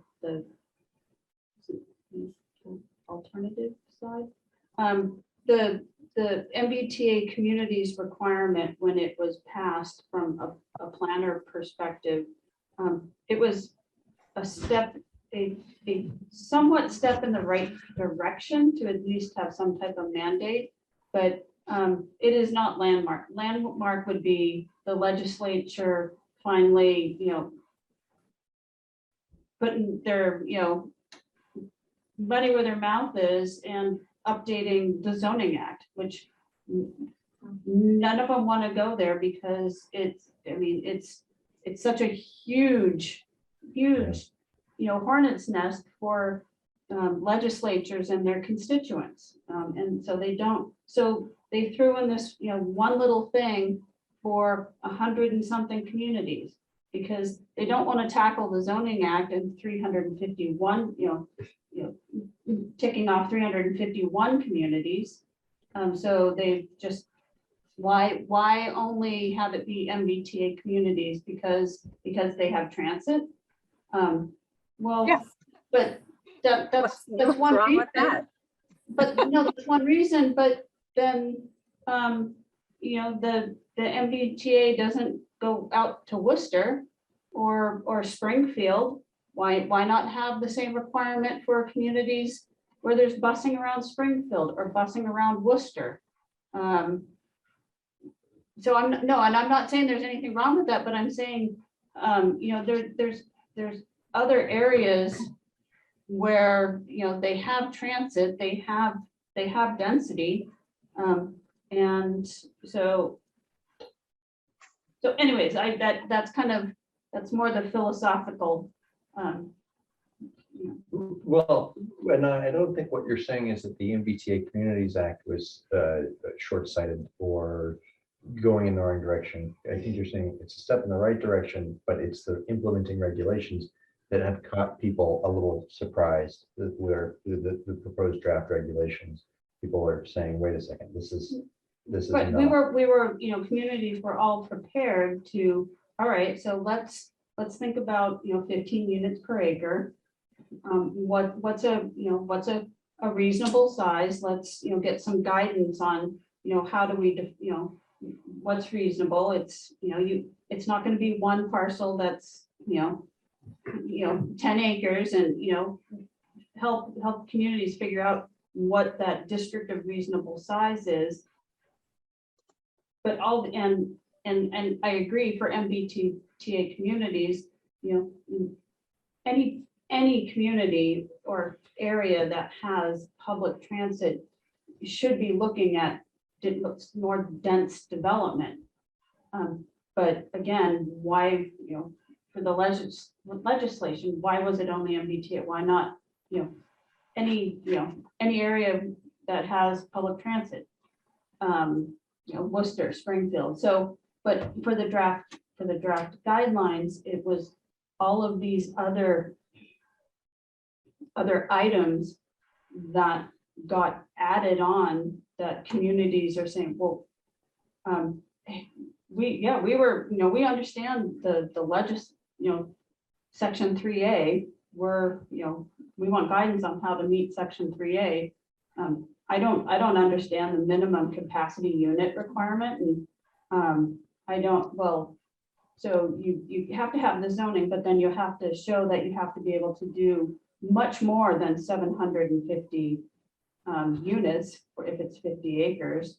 And we were all prepared with, okay, this is what the legislature says, here's 3 grants, which you won't be eligible for it, but so now it's any funding that DHCD oversees.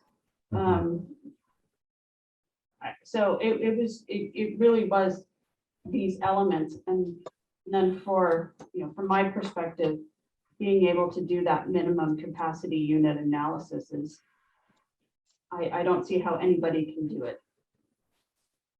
So I think, so the plan is that we've got really good facts and responses in your memo, and somebody from the select board and the planning board can draft, take this and add a little bit to it, right? In terms of, and Sure, I mean, the board can well, I guess But I would say Right. what I think is important is to capture, what you said, but and what Haley said is, we are in favor of multifamily housing. We are in favor of transit-oriented development. Here are the obstacles to implementing, what we're seeing here, and here are the questions that we would need answered, or something.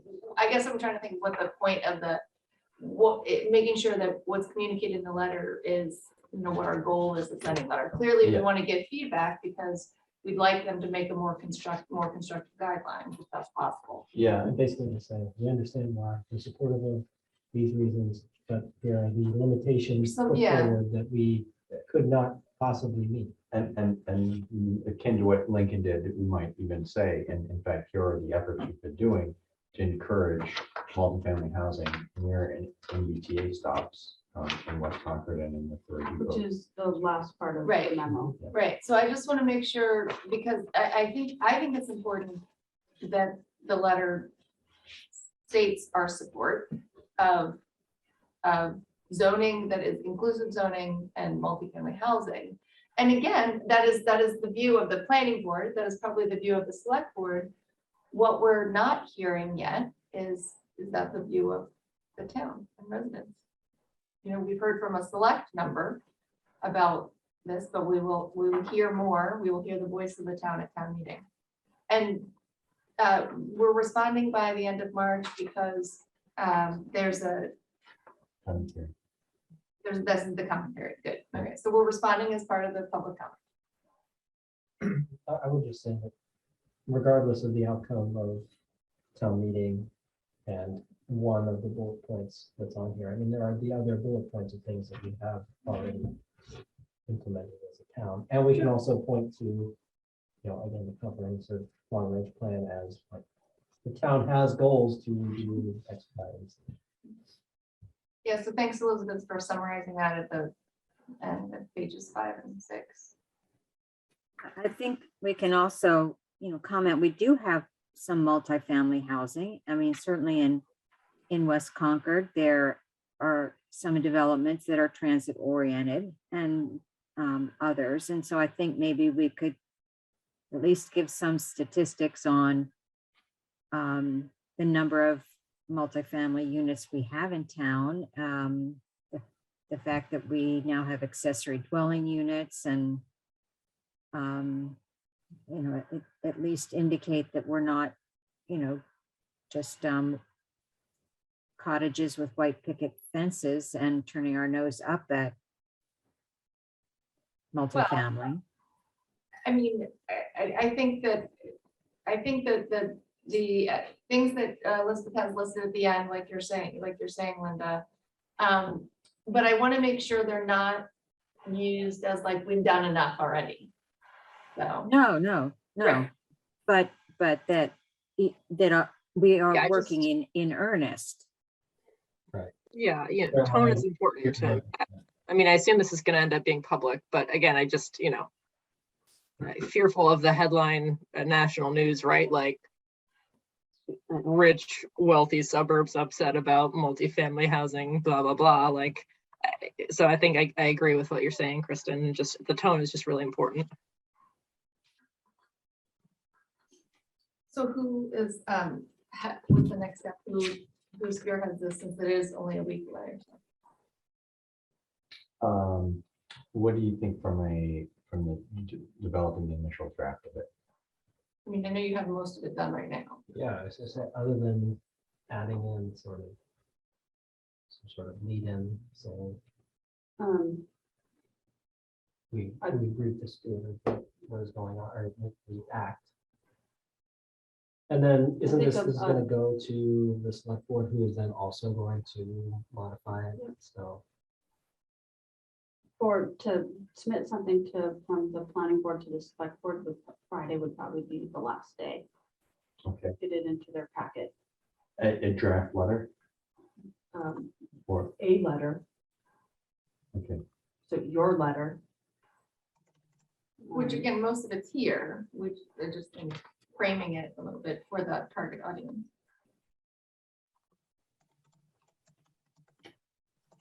Well, I guess I'll ask again. So what would we actually, other than having, the setting the tone, just as you were saying, sort of at the beginning, Everything else she has in there. then we just, okay, I just want. I mean, you don't need things like what happens if Concord doesn't apply or something like there's a lot of background information in here. So I think it could be streamlined some so that it's, again, whatever the purposes of the letter that, the content supports the purposes of the letter for that target audience. It's serving as public comment in response to these draft guidelines. And there's very clear points that, Elizabeth has already brought up, and we would just be maybe taking out some of the background that is intended for our internal audiences, town audiences. So, the board can send this memo, which has a lot of the background information, along with A cover letter. your comment letter that you will be submitting, unless the select board wishes to submit a joint letter. okay. So in preparing that letter, I'm not volunteering because I don't have 2 seconds between now and Friday to draft a thoughtful letter. I mean, I just literally do not. So how do we create that draft letter? I think it probably needs gosh, here we are. We've got 3 days to get this thing drafted, looked at, thought about, to the select board.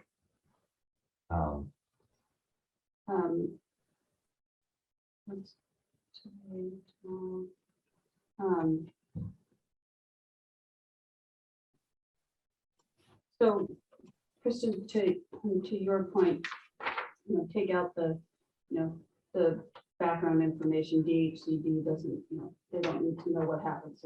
Yeah, I mean, taking So- out other stuff is relatively minor. It's just that a paragraph about. So, and then I think to Nathan's point, pulling out some of the Envision Concord.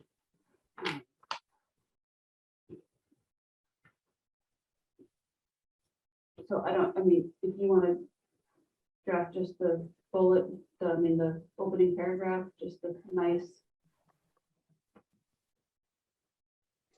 Or somebody else wants to.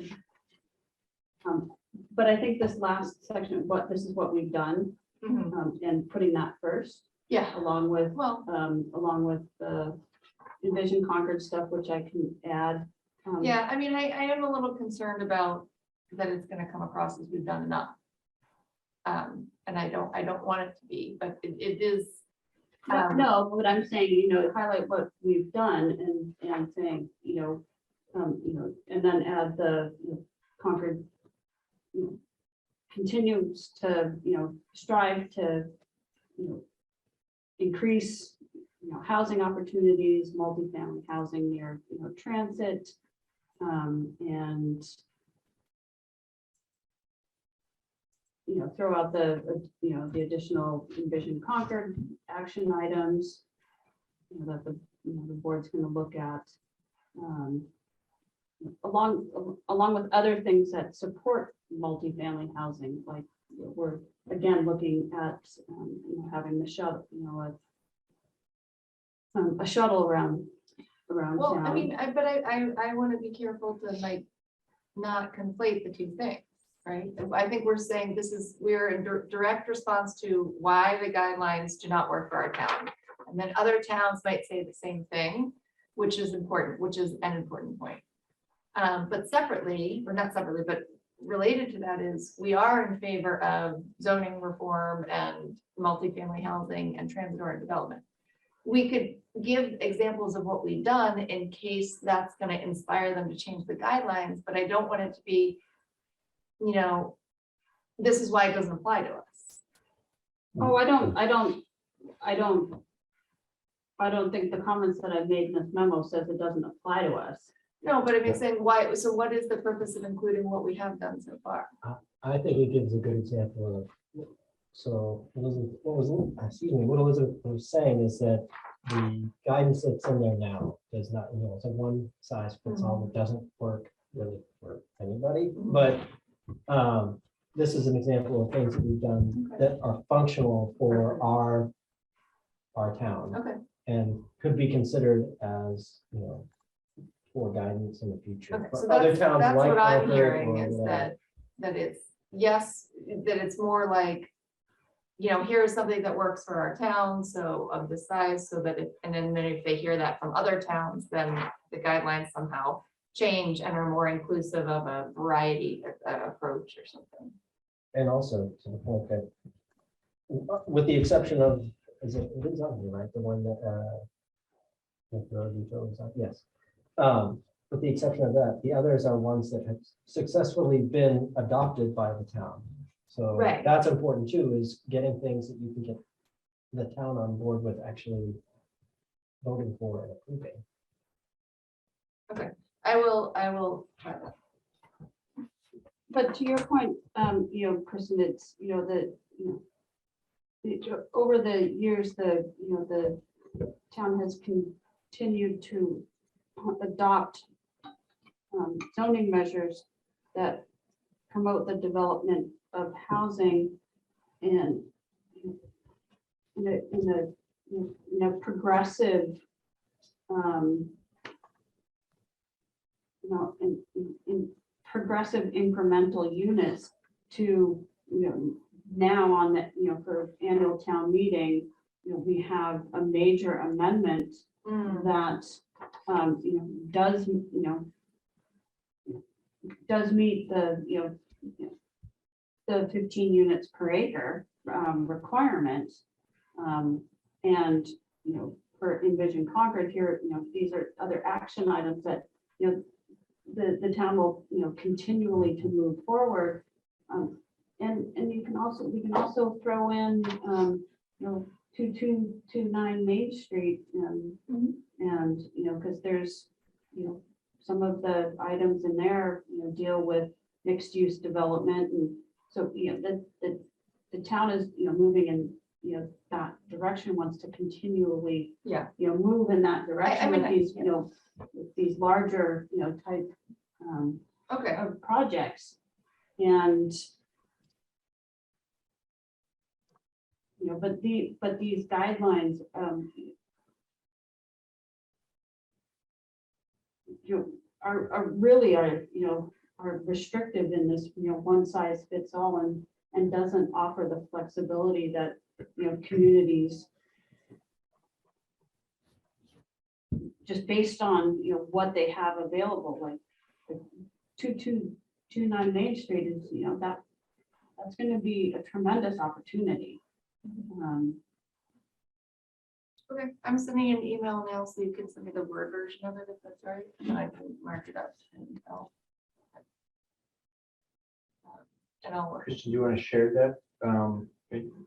So no rush, because this is already a crayon job, but when you're done with it, you want to send it to Elizabeth, and then she can send it to board members who can individually provide them feedback with the appreciation that we can't do committee drafting by committee, because And it's it just won't gotta be, turn around. it won't be long, but because most of the Yeah, information's there, so.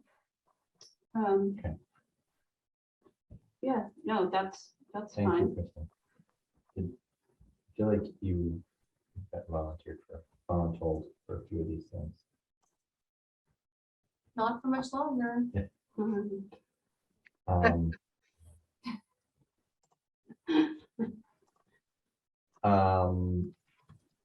Okay. Moving along. Draft meeting minutes. You've got two sets of minutes. I looked at them, found nothing substantive I wanted to change. Let's first consider the February 8th minutes. If anybody have comments to those? I'm not seeing anybody raising their hand. The 15th, February 15th. No, okay. And what I would like to do is make a motion that the planning board approve as drafted the meeting minutes of February 8th and February 15th. Second. Thank you, Kristen. Nathan, how about you? Yes. Linda, Yes. Haley, Yes. and Kristen. Yes. Okay. The next, that leaves for the next thing for us. Oh, sorry, I skipped over item 2, developing site plan rules and regulations discussion. A little thing. So we've got a lot of materials on this. We handed out assignments by subject area. I was discussing this briefly with Elizabeth. I think that we need we might be more focused if we started from a set of draft rules and regulations. Would that be your suggestion, Elizabeth? Yeah. So Haley has been providing, information, and I've been working with the sustainability director, and we've also been having a conversation with MAPC, and I think I won't put her on the spot, but Anne is on, and she's just listening, so I don't expect her to say anything. But she's going to assist Amanda and I in pulling together different elements of site plan rules and regulations, dealing with sustainability options, and whether that's sustainability items that go into parking, or sustainability items that go into landscaping, or all those different elements, along with the components that Haley has pulled together, which are, correct me if I'm wrong in how I'm categorizing this, Haley, but I'm going to say the built environment of sustainability. Is that? Maybe. It's not like, here's LID measures and, sustainability measures. Oh, and Anne has her video on, so that might just mean she's willing to comment. So before she does, I know the board was a month ago very enthusiastic about moving forward and taking on different items.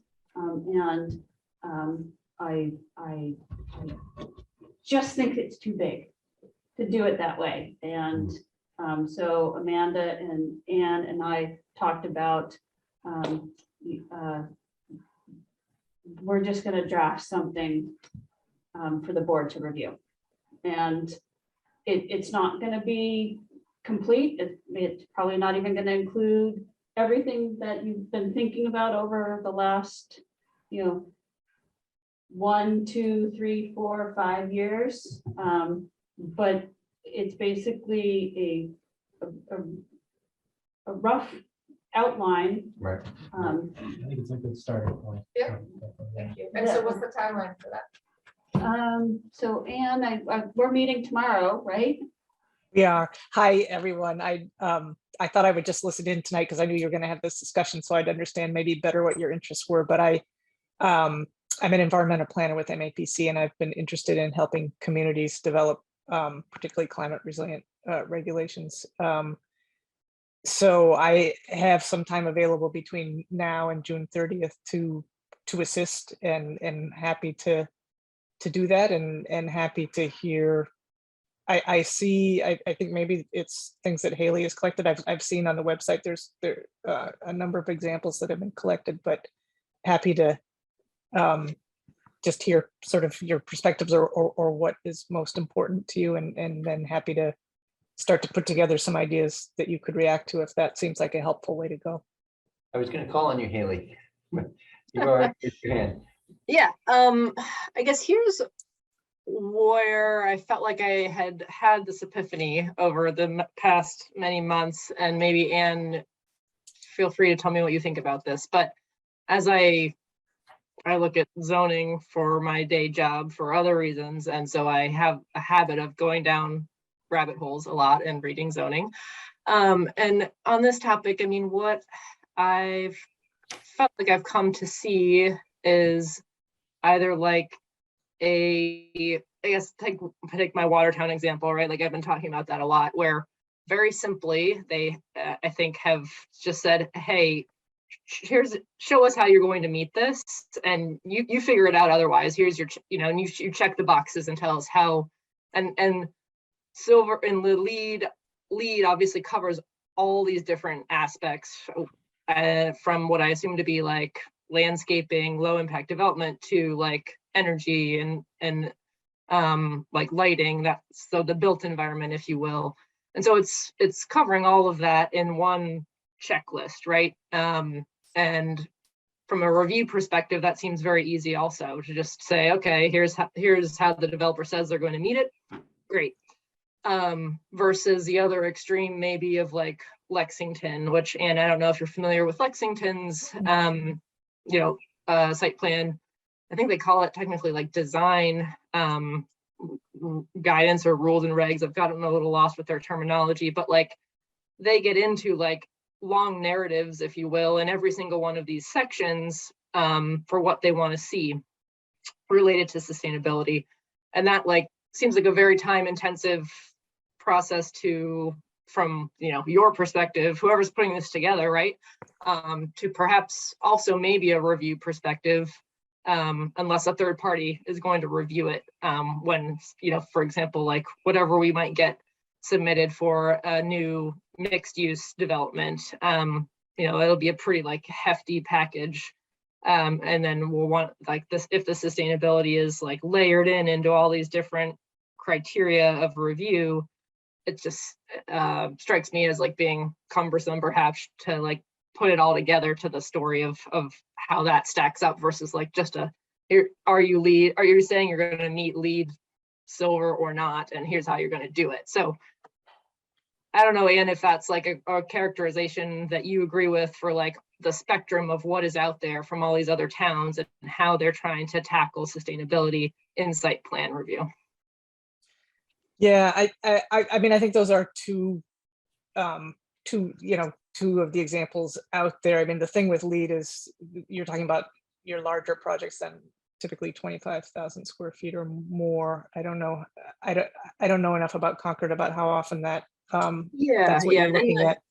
Just on that, on that point, like what I was going to also suggest to think about for, if we wanted to go that route, was like Watertown, for example, they've set that requirement only for their commercial districts for specific developments over a certain square footage. So it's, it's not like hey, new, daycare, like that's subject to site plan review, like you're held to the same standard, right, as like a big national developer that might do a mixed use building. So that's all I'll say, and then I'll shut up now. Well, it's good to hear what you're thinking, and it's been interesting to look at the examples that you found. Another one, and maybe that I could share out to folks that I have found quite interesting, is actually from Deerfield, Mass, which is a very small town that I think has got an impressive site plan review, and some of that language you might find appealing. I personally am sort of still trying to. You've got your. I mean, that this will be your rules and regs as opposed to your bylaws. And I was saying to Elizabeth that I find your bylaw language maybe not the easiest to translate. So I'm sort of trying to think, do we just kind of leave that aside and put together the rules and regs that don't specifically reference the bylaw, or do we need to sort things into the bylaw the way they are, even though that looks a little challenging to me. So I'm sort of in the early stage of looking and thinking, and I don't know if that's something that you have any thoughts about, but. So, Anne's point is,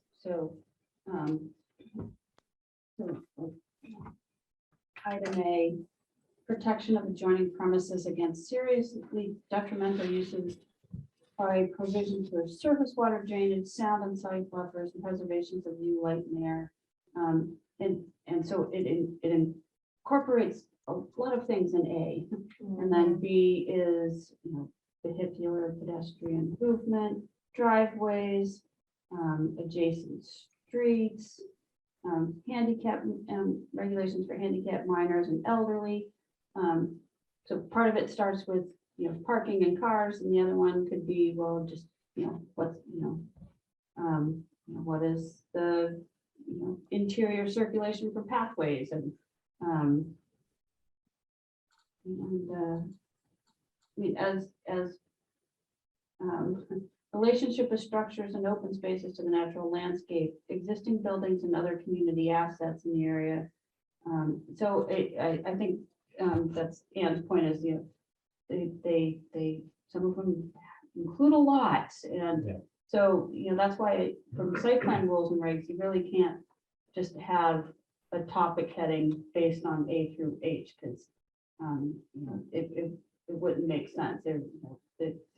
But I think between Anne, Amanda, and Haley, I mean, I think I will begin to draft something, work with Amanda and Anne, and then get Haley's input on certain things, and then provide a draft to the board for discussion. Your question was, didn't we just kind of do A through H last year? Did all we do was add H? Yes. The sustainability. So we didn't Couple years change ago. them. And I guess it is probably worth getting, as you're working on this, getting Anne's perspective and you about, are there ways that we should restructure 11.8.5 site plan review so that it is more straightforward? And I know we're adding the rules and regs, but I certainly don't want them to conflict or be confusing. And that would be for next town meeting, next year town meeting. Yeah. If you wanted to undertake that. Sorry, what needs to go to town meeting? I was saying that under, the A through H, the specific things under site plan review, if in kind of undergoing the rules and regulations details here, if it's like, wow, if we restructure that section of the zoning bylaws to make it more clear, then the bylaw part could be a future warrant article for town meeting. And then the nice thing, of course, is if you're working on the rules and regulations, it's a simpler process to adopt it. And I think maybe I may have made things more confusing. I just think that the A and the A through H aren't the easiest set of. Yeah. Right, and I understand that you're saying that the approach that the rules and regs will take will, be complementary or look a little different. Yeah, we'll just have to make them work one way or another. I think it's great that you're doing that. I think we'll get a lot farther with you doing this straw person that we react to and add to. And certainly, I'm happy to, sounds like Haley's worked on it most, but so Haley, if you want to have any conversation, I'd certainly welcome that. And then if anybody else does as well, or have things you were particularly, have opinions about or concerned about, want to make sure are there, that would be great to hear, even as we start to put something together for you to react to. Well, I guess I mean, and Anne, and once you've thought through this more with Amanda, like I still fundamentally want to understand why go one route, which is, more of the, I forget that example you just mentioned, Deerfield maybe, like, which is I think probably similar to Lexington versus like Watertown, which, like, again, they're covering the same topics, but like in a, perhaps much more efficient way. And at the end of the day, I don't care. It just seems like a lot more work for the folks putting it together to kind of go the Deerfield route. But anyways, we can circle back to that. But I think the biggest point for me is making sure everybody understands like our ability in site plan rules and regs to require things versus incentivize them. And I guess that's what, I was so happy to see about Watertown was like, this is no longer like an incentive. This is saying, show us how you're going to meet this. And like, that's part of the approval process. So that's, I guess, just something to think about. And as you're reviewing other towns or whatever. Yeah, and I should say I like Watertown's language quite a lot. But one thing to remember about that is, again, that's their ordinance. So I think we may be somewhat limited. I'm not sure Yeah, the Watertown. rules and regs are different. So much of the language I've seen is that I like is in ordinance or bylaw as opposed to rules and regs. So that may pose some limitations on how much can be absolutely required. But I think a lot, there's room I'll for check a on lot. that. I thought it was in their site plan rules and regs, but I'll connect with you on that. Okay, that'd be great. Okay, well, guys, thank you very much for taking that on. I think that'll move things much faster. So with that, then a plan for that. Are there any planning board liaison or town planner updates? I missed the last CPC meeting. Unfortunately, I was not available to attend. Final issues they're coming down to are on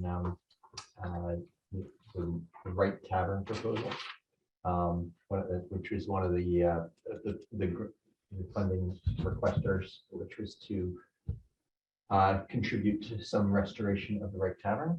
And there's questions as to the scope, appropriateness, and things like that on that. But that's being sorted out by some incredibly diligent and competent members of the CPC. It's remarkable how fortunate we are in Concord to have people that are experts. That's it from CPC. Anybody? Linda, Haley, any? Nope. I have a question. Yes. It's a plug for anybody who's watching this and still online. There are 2 open seats for the planning board beginning when? June or May? May. End of, June 1st. Beginning. So we do have one, Applicants? we have, We have well, one. Great, one, so okay. far we have one member that I'll send a, Nathan spoke with Mark Giddings. Good. So just wanted to make sure that So everybody he, knows. we'll be putting the request forward for him to be nominated and appointed. And then I think you had a couple other, There's 2 or 3 SLAs at a time. So actually. yeah. Oh, great. So, Good. so hopefully those seats will be filled before you and Brittany go off. Okay. Yes. I would be remiss not to mention that Nancy is retiring. Yeah. Nancy, I know you're out there. I maybe wandered off, but Yeah, no, I'm still here. I wanted to say congratulations on your retirement. Yeah. Thank you for all the help, especially in this last 2 years of getting us organized and these online meetings running. I'm sure that was no pleasure. We really appreciate it. I apologize for all the times I forgot to press record. And thank you for your excellent minutes over the years. Oh, you're very welcome. And thank you, Burton, and thank you to all of you. It's been wonderful to work for the town of Concord these many years, and it's my pleasure. In these many late. Forward to retirement. Yeah. Well, I hope it's a great one, and I hope you've got some good times in front of you. Thank you. Yes, Elizabeth, No, but- nothing further from you? Okay, then we have a moment for public comment. If there's any, we still have some folks online. Let me just get back to that. If you were here to make a public comment, please raise your hand. If not, we will adjourn. I'll give you a few seconds here. Okay, I think we are then ready to, I'm not seeing any raised hands, so ready to adjourn. Thank you for attending. Thank you to the board, and we'll see you at 2 weeks. Yeah. Night.